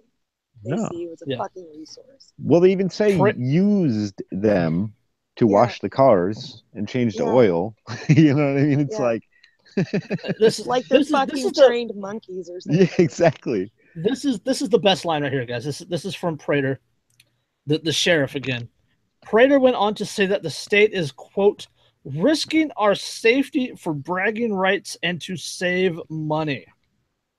Are you fucking serious, dude? Yes. Wow. Bragging rights and saving money by keeping people in prison to wash cars and change oil and to cook for non-violent offenses. Well, first of all, to that guy, go fuck himself. And secondly, twice with a cactus without lube. Yeah, for real. But it's like the backwards pineapple, like in Little Nicky. Well, no, that is some backwards ass shit. Like down fucking deep south, like Louisiana, like they're probably mad racist, dude. But anyway, the guy's acting like a fucking plantation owner. That's what I'm saying. And like you replace that, like when you replace inmate with slave, you know what I mean? And it's the same fucking thing. It's like like I said, like it's not that I hate to agree with a leftist, but it's like it's just a fucking common fact. Like, you know what I mean? Like the United States has the largest prison population in the fucking world. It's a slave plantation. Let's just be honest about it. You know what I mean? A lot of those people are in there for victimless crimes. And, it's like just half of them are in there for possession. Yeah, well, that's what I'm saying. It's like a majority of those people are in jail for fucking their free will being inhibited. That's fucking pretty much it. Like if you want to boil it down to facts. Yeah. I mean, they're in jail because they're slaves and they're not free to do with their own bodies as they see fit. Exactly. But Derek, they fought for our freedom. This is and they're trying to keep people the free. safe. Yes. Don't let the market speak for itself. It still boggles my mind that people still in the information age they still believe this is a free country. Yeah. People still say that shit. Like what? Huh? How? How do you believe that? Really? Like in one breath they'll bitch about their property taxes, and in the next they'll say, "Oh, it's a free country. I can say what I want." When somebody gives them a hard time about it. Well, first of all, even under the Constitution, there's a thing called the Enclave Clause, right? Where the government's not allowed to own anything outside of, maybe a military base. 14 square miles. Yeah. Yeah, exactly. So, like, you know what I'm saying? Like, they're only allowed to own limited amounts of property. So it's like, how are allowed by who? Allowed by themselves. Oh, big surprise that they allowed themselves to own more than that over time. Yeah, exactly. Holy shit. But I mean, it's funny because it's like there's federally controlled land, right? Like out in the West mainly. Holy shit. But most of the West is federally controlled. Oh yeah, absolutely it is. And over half of the land west of the Mississippi. Yeah, Bureau of Land Management oversees all that shit. In California, the federal operates 45.3, Oregon 53.11. In New York, where you are, 0.0 or 0.7. Yeah, exactly. Nevada's the worst, right? They average. It's state-owned land here, like in the Adirondacks and like places like that. Yeah. Those are like all state parks. It's either Utah or Nevada that Nevada's like 89%. Oh yeah. The federal government manages like 89.3%. That's the highest, and then Utah. But regardless, Utah I think is like 85. But regardless of like whether they like it's under like federal control or not, they're still getting their fucking property, like their ownership tax, essentially, like like their protection fee. Like if they were the mafia, you know what I'm saying? Yeah. Oh yeah. The blackmail, the the pay It's not this even or protection fee. something's going to happen to your property if you don't. Yeah. Yeah, what's going to happen is you're going to come shoot me in the face Yeah, if I don't exactly. pay you to Right. stay the hell off my property. Yeah, but at least like the fucked up thing is like it's almost like the old me hates to say this kind of thing, but like the mafia at least had a fucking code of ethics. Like, you know what I'm saying? Yes. Whereas like the government's like they just don't give a fuck at all. Like they'll kill your ass even if you do pay your fucking property tax. Like who cares? Yeah. Who's gonna stop them? Yep. Ask Randy Weaver. Well, how we the government will leave investigated people ourselves alone. and found ourselves to be not guilty. And the mafia never comes in and tries to tell the people in their territory what they can and can't put into their own fucking bodies. Yeah. You know? They don't micromanage people's lives. They just want their fucking extortion money and then they leave you alone. Exactly. Till next month. Yep. Yeah, that's right.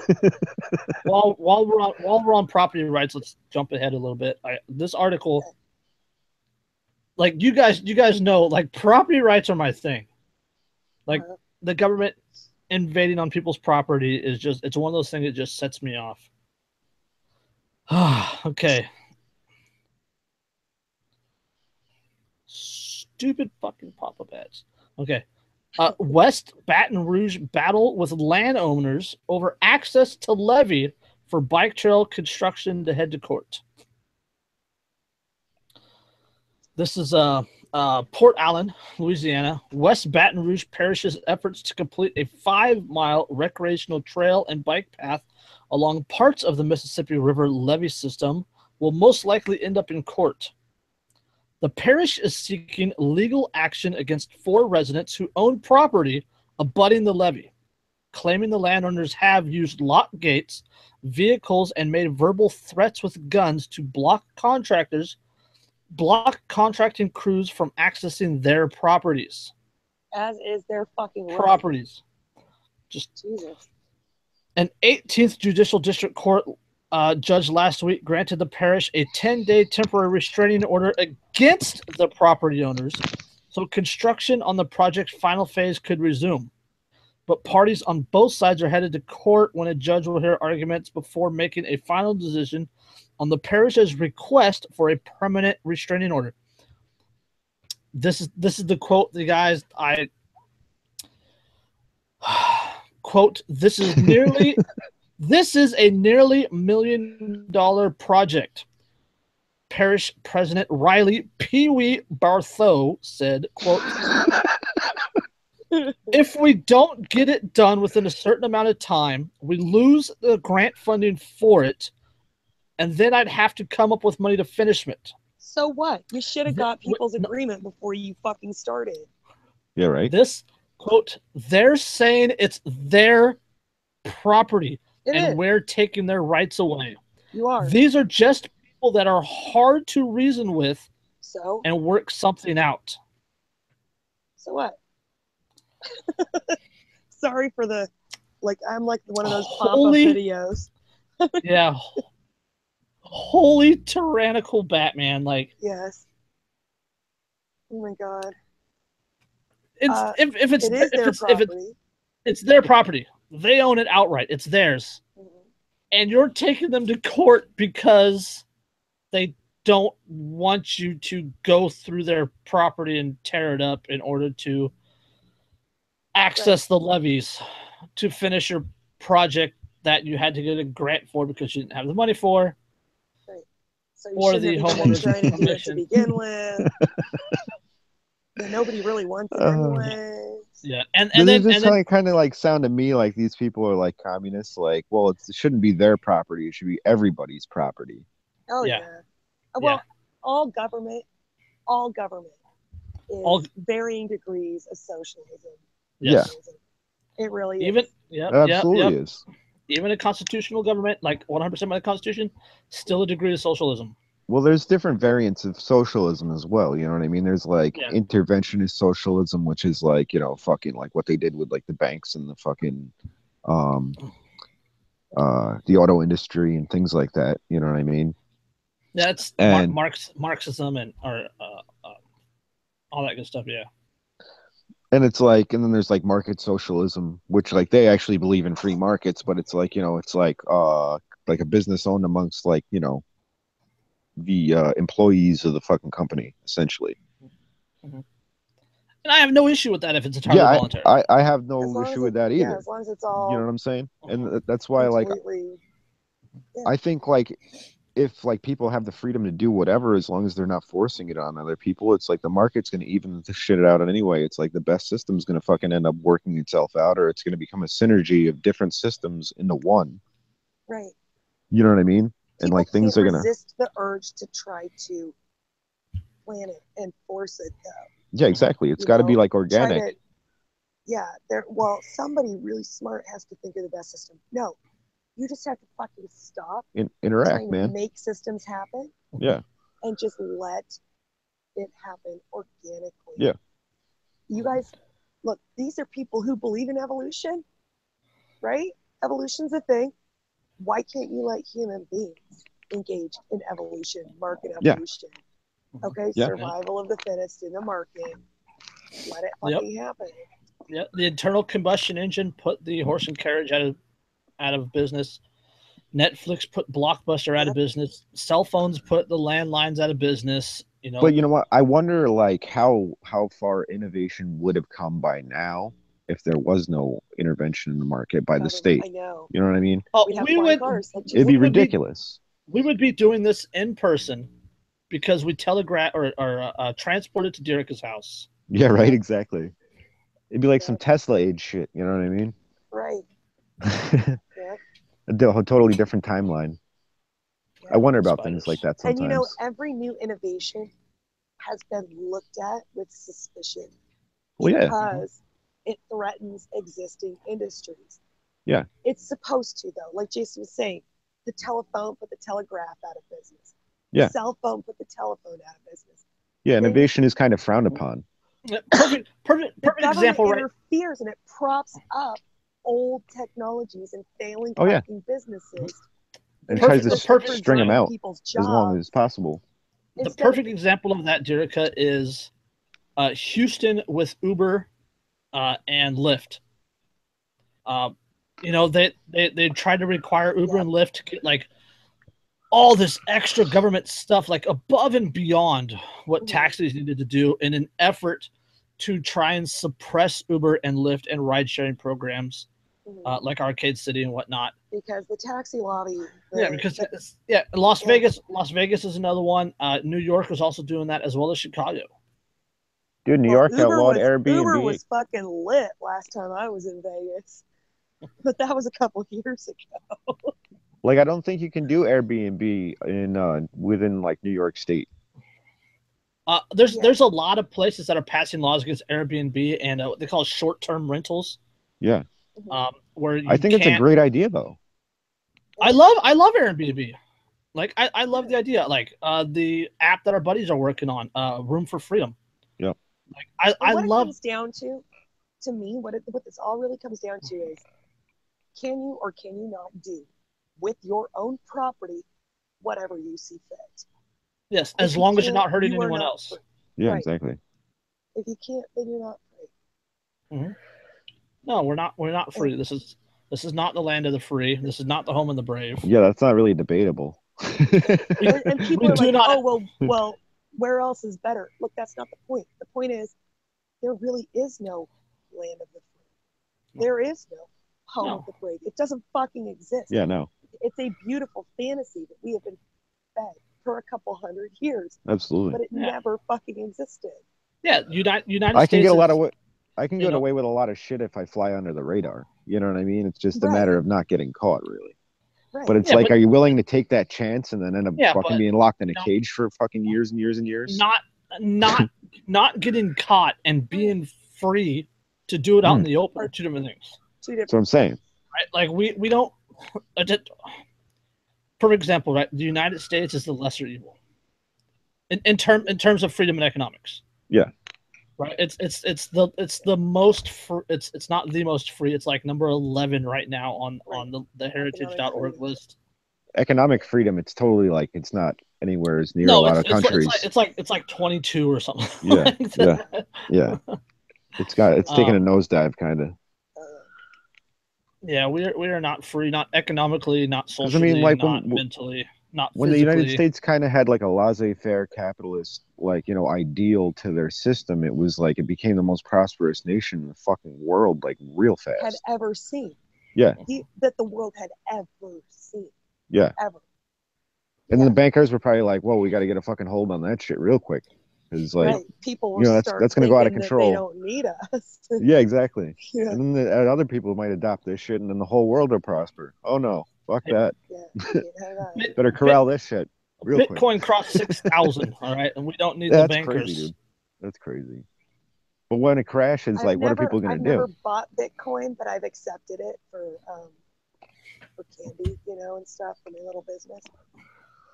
And I've accepted probably $60, maybe $80 worth of Bitcoin at the time. That's what the transactions were worth. It's probably double that now. It's like $260.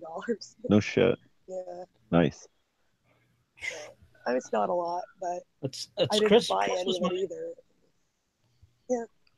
Uh-huh. Well, I mean, like, I don't know a whole lot about the whole entire cryptocurrency deal. I mean, I know some, but I'm not. Yeah. Like, I don't have like a cryptocurrency wallet or any of that shit. Like, I don't deal in cryptocurrency, but it's like at the same time, like, I think people should have the ability to do that. But at the same time, like, you got to step into that market with like knowing, like, okay, what are the possibilities this might fucking fail, because it's like totally unknown. That's why I'm not buying any of it. I'm just accepting it in exchange for I personally look at like cryptocurrencies as another investment, right? It's another stock, right? It's like buying stock in Nike or Facebook or whatever else.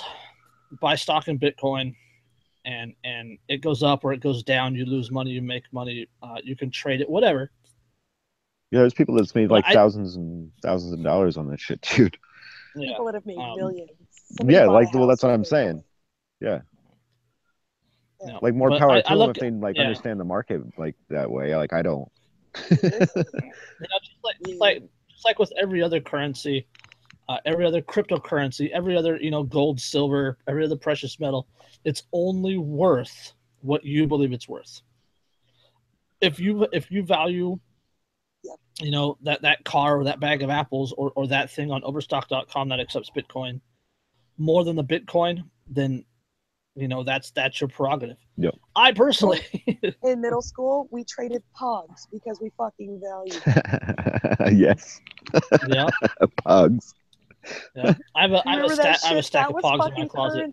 Nice. That dude. was currency in middle school. It was too. Yeah, we trade that shit for candy. It was like that was the free market, like before we even knew what the free market was. Fucking pogs. Capitalist before we knew what capitalism was. That's right, dude. That's right. Fucking damn, we're old. Holy shit, we're old. But no, it's like that's kind of the natural way of things, like, you know what I mean? Or if you want to call it agorism or whatever, like coercion-free market, you know what I mean? It's like people are under their own free will trading amongst each other peacefully. They fucking agree to value. Yeah, exactly. Any value that you assign to any item that you and the other person involved in the transaction, great, that's currency. You guys just made a trade in currency. Yeah. And like and that's not anybody else's business. To speak about like, agorism and things like that, like I see a lot of people say like, oh yeah, no, I support black markets and whatnot, and it's like, well, black markets aren't free of coercion. They're like actually a lot more violent than like fucking like an agorist gray market or something, that's free of coercion. The idea of black markets because there's the inherent presupposition that there is government, because black markets are trading things that are illegal. There's already that presupposition that there's a government saying what isn't legal, and I don't like that. I mean, gray markets trading things that are legal but trading them in an illegal way, that's a little more kind of just like doing whatever the fuck you please. I value this a lot more than I value this. This is a 1946 quarter. Therefore, it is 90% silver. Yep. That is a Federal Reserve note. Yeah. I value this because it's silver a lot more than I value this, even though its currency value is 1/4 of what this is. Because money are totally different things. Yep, exactly. But people that don't understand economics don't understand that. Like, you know what I mean? Like, that's one thing is, like, people aren't taught economics whatsoever for, like, a deliberate reason. You know what I mean? Because it's like money is kind of the language of the world. And if you understand how things operate, it's like you have kind of a leg up on everybody else. Yeah. I think people confuse value with money. Yeah. Like, just as that's a debt-based currency note. Huh. You know what I mean? That's what that is. Yeah, absolutely. Well, whereas you have fucking silver that actually has a tangible fucking value. Yes. You know what I mean? It can be made into something, like, you know, or whatever. What kills me is that like communism. When you talk to communists and shit, they don't understand their entire ideology is a giant prediction. They want a cashless world. They want a world without money, where people just trade what they need with other people in the community who specialize in other things. And I'm like, you're still trading. That's still currency. That's still fucking trade. That's still value for value. Well, they're the exact same thing.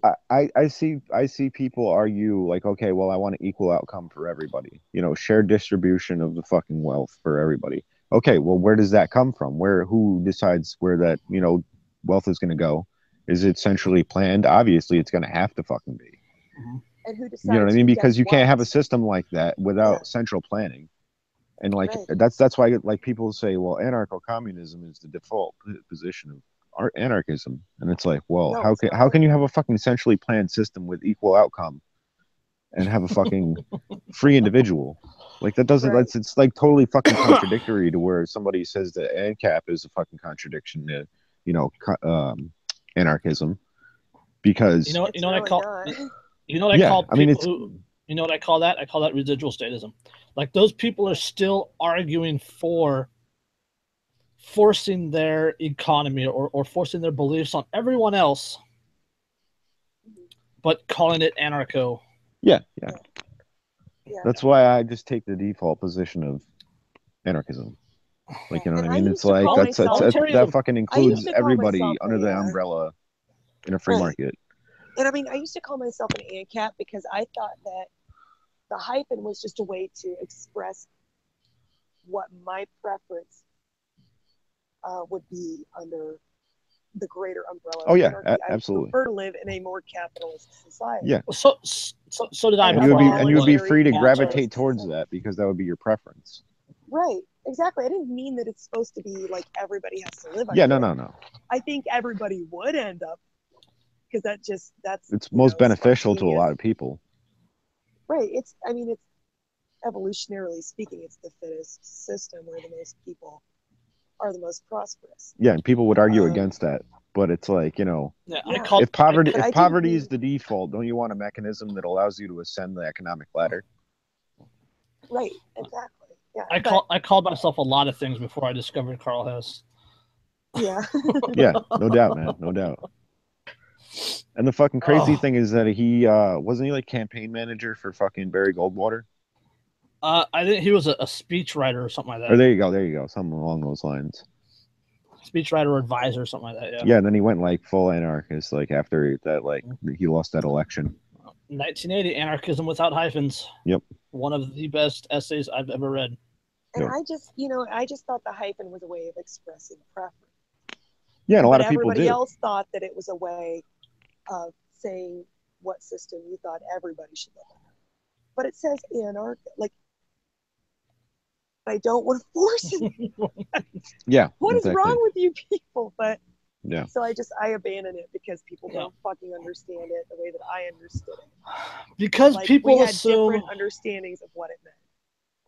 Yeah, people assume your meaning without ever actually talking to you, and I think that is honestly part of the problem that we have. Yeah, that's the biggest problem. Big time. And that's why I try, like, when I I try not to debate people. I try to have discussions with people. I hate debating. Because I honestly hate debating, and I gave up on it a long time ago, like I told you guys many times, because I see it's like, you know, it doesn't bear any fucking fruit that's worth my time. Yeah. You know, and I'd rather have a discussion with someone without I any discuss things with people, but it always becomes a fucking debate. yeah, no doubt. And like Kevin, even like he private messaged me about this and was like, you know, he's like I don't know exactly how he worded it, but he said that like he appreciated like my approach to like how I approach discussion with other people, and like I kind of leave like ego and emotion out of it, and try and deal with it in just like straight facts with people. You know what I mean? And like, okay, well, what's your position? This is my position. Like, okay, well, what, you know, what's the more logical outcome here? So anyway, and I try and do that with a lot of people, but the whole thing is that like nobody really wants to have a discussion to come to like a means of understanding. Everybody wants to have a debate to be who's fucking right, who's king fucking pile of this shit. You know what I mean? Yeah. So it's like, where are you going to get in that kind of like mindset where you want to like debate people to the point where you're right, or you're going to end up calling each other names at the end of the whole thing? Right. And the tough thing about that is that people expect that.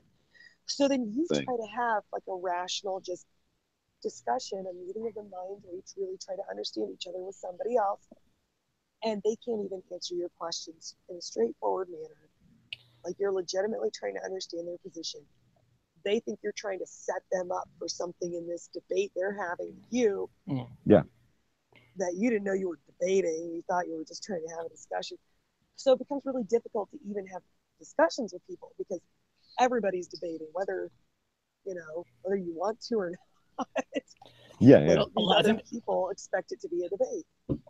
A lot of people, when you challenge their preconceived notion, when you challenge their truths on things, it becomes very emotional for them, right? Because they one, they don't like to be wrong. Number two is as we've discussed, statism is a religion, right? Politics is a religion, right? There's the Republican Church and the Democratic Church and the Socialist Church and all this stuff. And when you challenge their beliefs, when you have a difference of opinion on them, you literally become a heretic to them, right? And it becomes a game of, burn the heretic rather than, hey, let's discuss and let's have a positive conversation. Let's try to figure out where you're coming from, and let me show you the free market solution to it.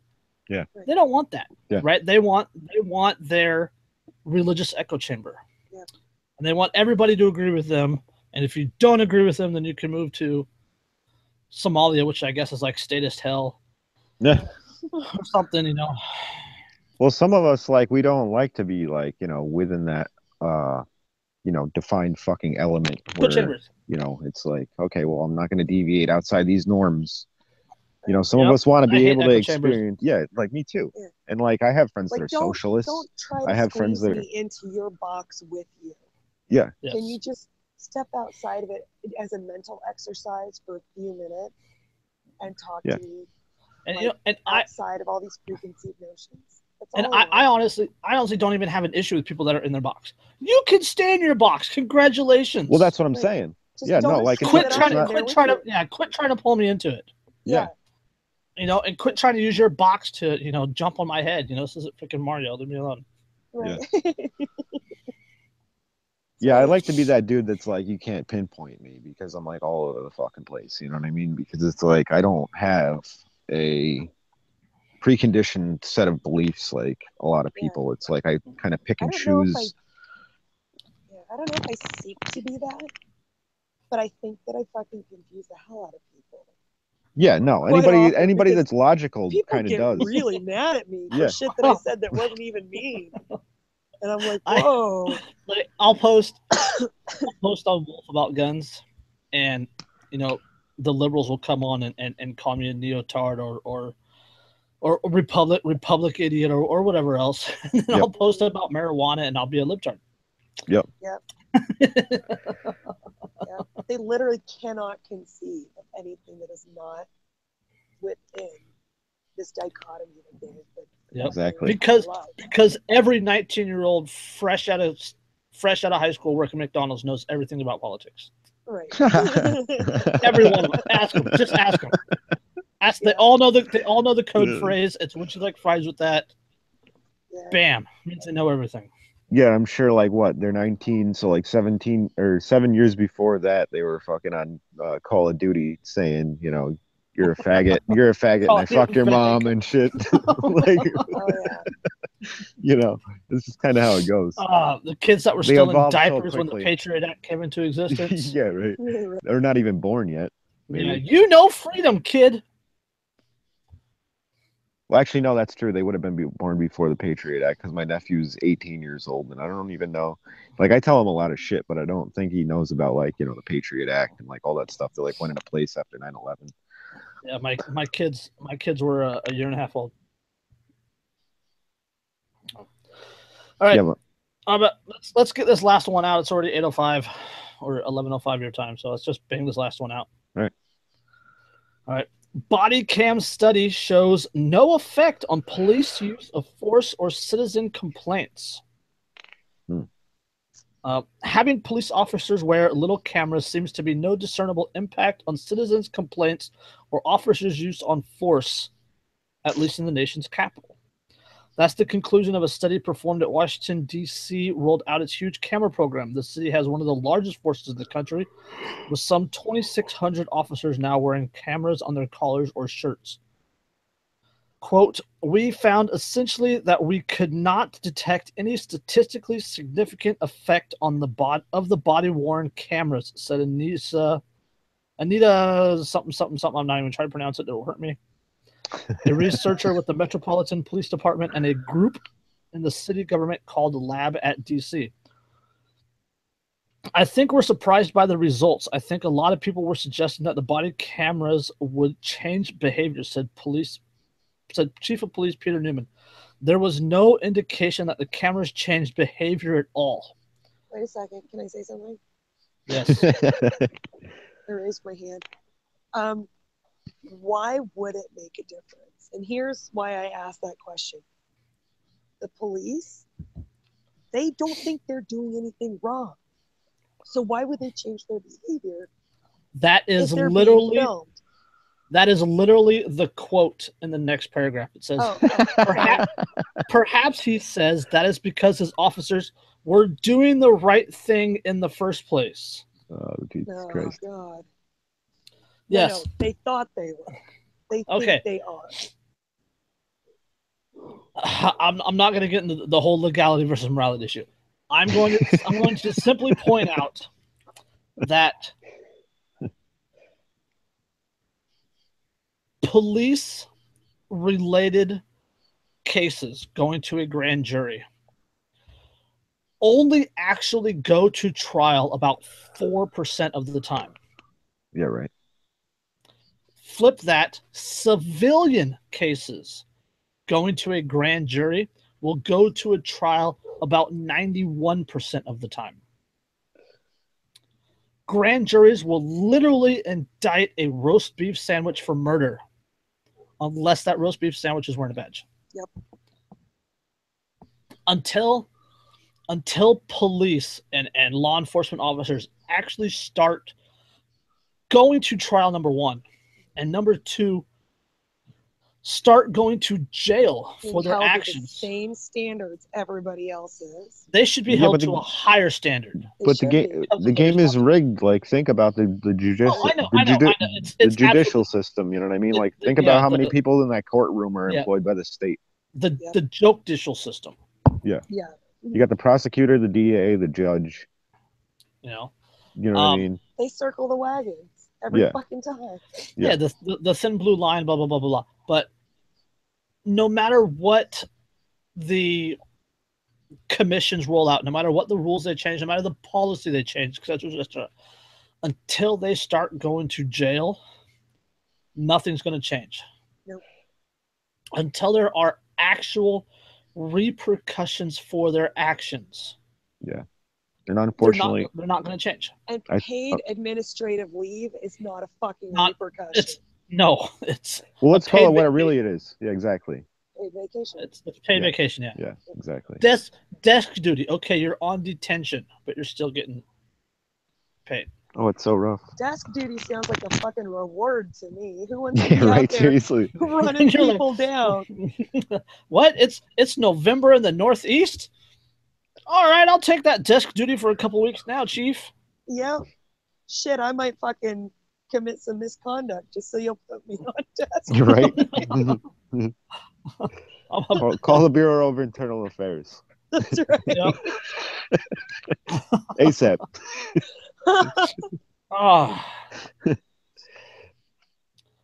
No, they don't care, and they're not going to investigate and find themselves guilty, right? That Nope. it's it's like the foxes convicting the foxes for eating the chickens. It's Just it's like simple. you can't, I mean, by law, you can sue the VA, but you can't because the VA gets to decide which Yeah. lawsuits go to federal court and which ones don't. Exactly. So Is that's like the Supreme Court deciding what is constitutional while they're supposed to be upholding the Constitution? Well, I mean, Right. one of the huge things that's like kind of like a undercurrent, so to speak, is like the whole fucking like asset forfeiture deal. You know what I mean? Oh, A lot of Jesus. people aren't even aware of that. Yeah. You know what I mean? And it's like these motherfuckers are pillaging people worse than the fucking British Empire did when they were occupying the colonies What here. was it? so much like, worse. like you know what I So mean? much It's like worse. What it's was like it? insane. 2015, I think, or 2014, 2015, one of the other. 2014.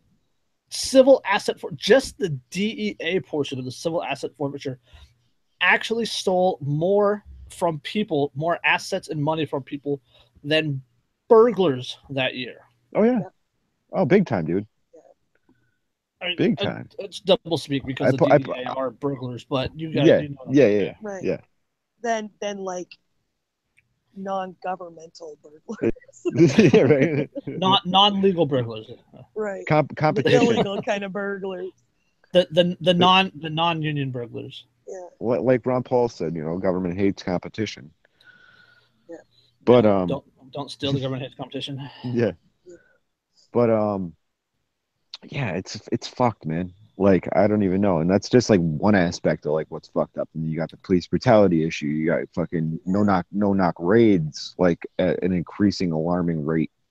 You got Trump supporting the fucking like Uh-oh.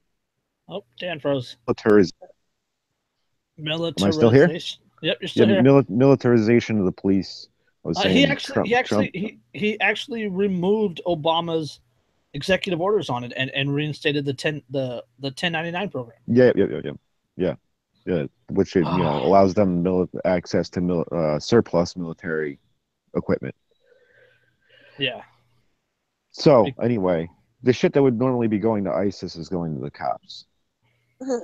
You know what I mean? Like if Which you want are to just a boil it greater down like threat that, to Americans than Yeah. ISIS ever Hey. has been. No. right?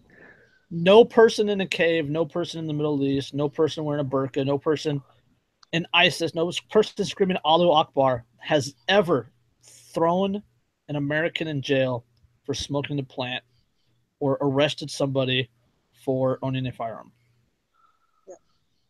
Not The, This is the true. greatest the greatest threat to your freedom comes from people wearing suits and ties. Well, not only that, but like And- who's going to and come and take your badges. guns? Like when you think about it, like I was all just these gonna people. say, yeah, the people carrying the badges, yes. It's like, well, they're not going to send the fucking military because a lot of the military probably wouldn't go along with that. I support the police, but come and take them. Who Yep. do you think's going to come The and people, take them? the people that dumbass? have the Molon Lab hats and then the blue line shirts. Oh, That's Come on cognitive now. dissonance and fucking manifested in reality. yeah. That's what the fuck that is. Oh You gotta my wonder goodness. if they can actually physically fit their own head up their own ass. Oh, they do all day long. How else do you think they wear an outfit like that? They use the flagpole as a prize stick and help get it up there. Fucking A, dude. Oh god. Take it all. Yep. Okay. I really hate it when people try to justify their immoral and illegal actions by saying, I'm just doing my job. If you don't like it, blame the lawmakers. But the truth is, without your compliance, without the laws they make, without enforcing them, Washington wouldn't be an issue. It would just be a group of people in suits, circle jerking, dreaming of taking away all your freedoms and rights and writing it down on paper. There it is. That is one of my... Who said that? I have no idea. It's just a meme. But It's the fucking I've truth, said though. some things like that before, though, too. Mhm. But I didn't make that. That's exactly what it is. So. Yep. And it's the And same. they're not going It's to the change same. the behavior. And they're not going to change the behavior until there's repercussions for their actions. And it's the same with every regime, dude. It's the same with the Nazis, with the fucking, Bolsheviks that took over the U.S. Or, the Russian Empire became the USSR. It's the same with all of them. I'm not afraid of any one individual. I'm not afraid of the Hitlers of the world. I'm not afraid of the... Yeah, it's their minions that carry it out. Yeah, I'm afraid of what happens when they convince a whole bunch of other people Yeah. to fucking carry out their dirty work for them. Yep. Yeah. It's not the preachers, it's the congregation. Yeah, buddy. Couldn't have said it better. All right. I guess on that note, we've been on for 2 hours now, you guys. Jeez, it always goes so fast. And Mark never showed up. Mark never showed up, no. A bearded bastard. Oh. He's probably doing something really fun, though. I was just thinking the same thing. That motherfucker, man. Always up to some shit. Yep. He's playing Find the Crab Cake. Oh man. So, yeah, I guess on that note, this has been episode 19 of Anarchy Among Friends Roundtable Discussion. Next episode is number 20. What are we gonna do? That's kind of special. I don't know. I don't know. We'll have to discuss that off live because we don't want anybody to get a heads up. It's too cold out for me to go tapless, so. That better not be a suggestion for me. No. We're out. Peace.